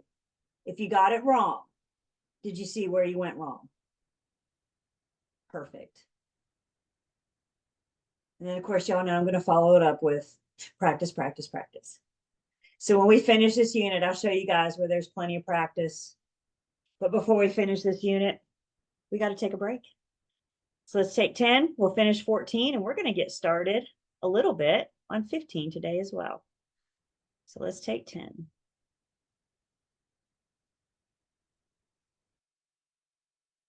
No, Larry didn't have anything.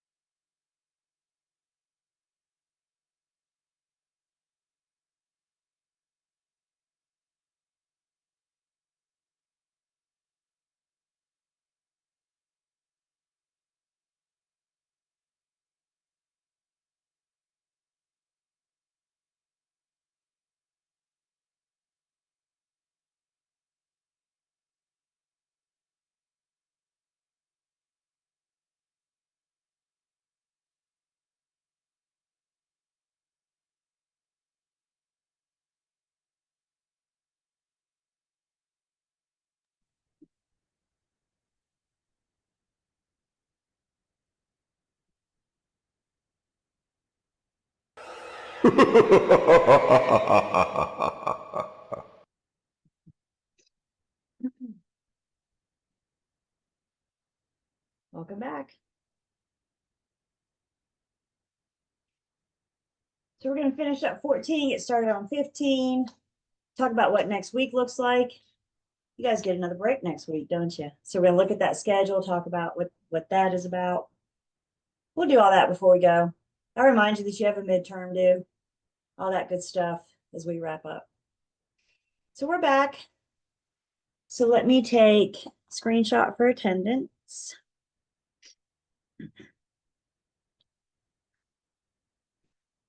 So we amortized, which means we broke it down monthly. And then the big picture is interest over the life of the loan, which answers the question, if I were to make this payment of $499.55 360 times, how much of it will be applied to interest?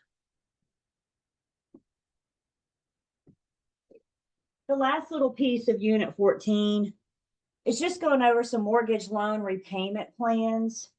The one that we have talked about, the one that you will probably deal with the most often, is the fixed rate level payment. Remember, with our lender hat on, through the eyes of the lender, when you see the word rate, they're referring to the interest rate. So a fixed rate level payment tells you that your interest rate will be the same for the life of the loan. That information is not changing. So whatever your loan is, the interest rate your loan is originated at. Of course, if you bought discount points, it'll be originated at a lower interest rate. There's some other options there for some different types of borrowers than maybe the traditional borrower. You could have a loan repayment plan of an interest only loan, which means the only payment you're making is on the interest. All payments are applied only to interest. Once you make that last interest payment, you have the principal due. You're only making payments on the interest. These are more common. These are short-term loans, first off. We're talking like 3 to 5 year loans. And where we may typically see interest-only loans, think about the developer that buys land to build on it, subdivide it, and build on it. So that developer might purchase the land using an interest-only loan. They pay off the interest within 3 to 5 years, and then they'll have the principal, whatever they borrowed, will be their balloon payment. But hopefully by then, they've started building and possibly have even sold a few properties, sold a few new home constructions. You guys might have heard of an ARM. An ARM is an adjustable rate mortgage. Again, with that word rate referring to the interest rate. With an ARM, your interest rate will fluctuate during the loan. The interest rate will go up, the interest rate will go down. Usually predetermined times. There's a picture of an ARM in your book on $3.99. And it shows us you originate at 6.9%, you come up to 9, back to 8.2, etc., until you pay the loan off. But it also shows us kind of that average.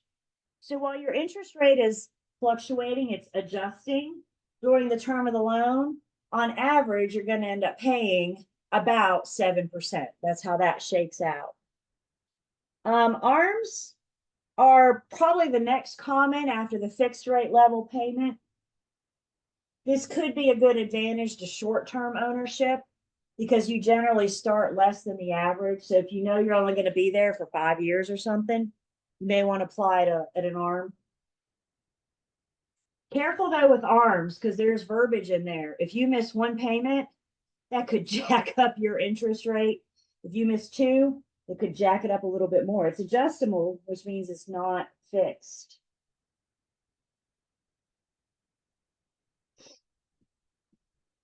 Some other loan repayment plans, there's a graduated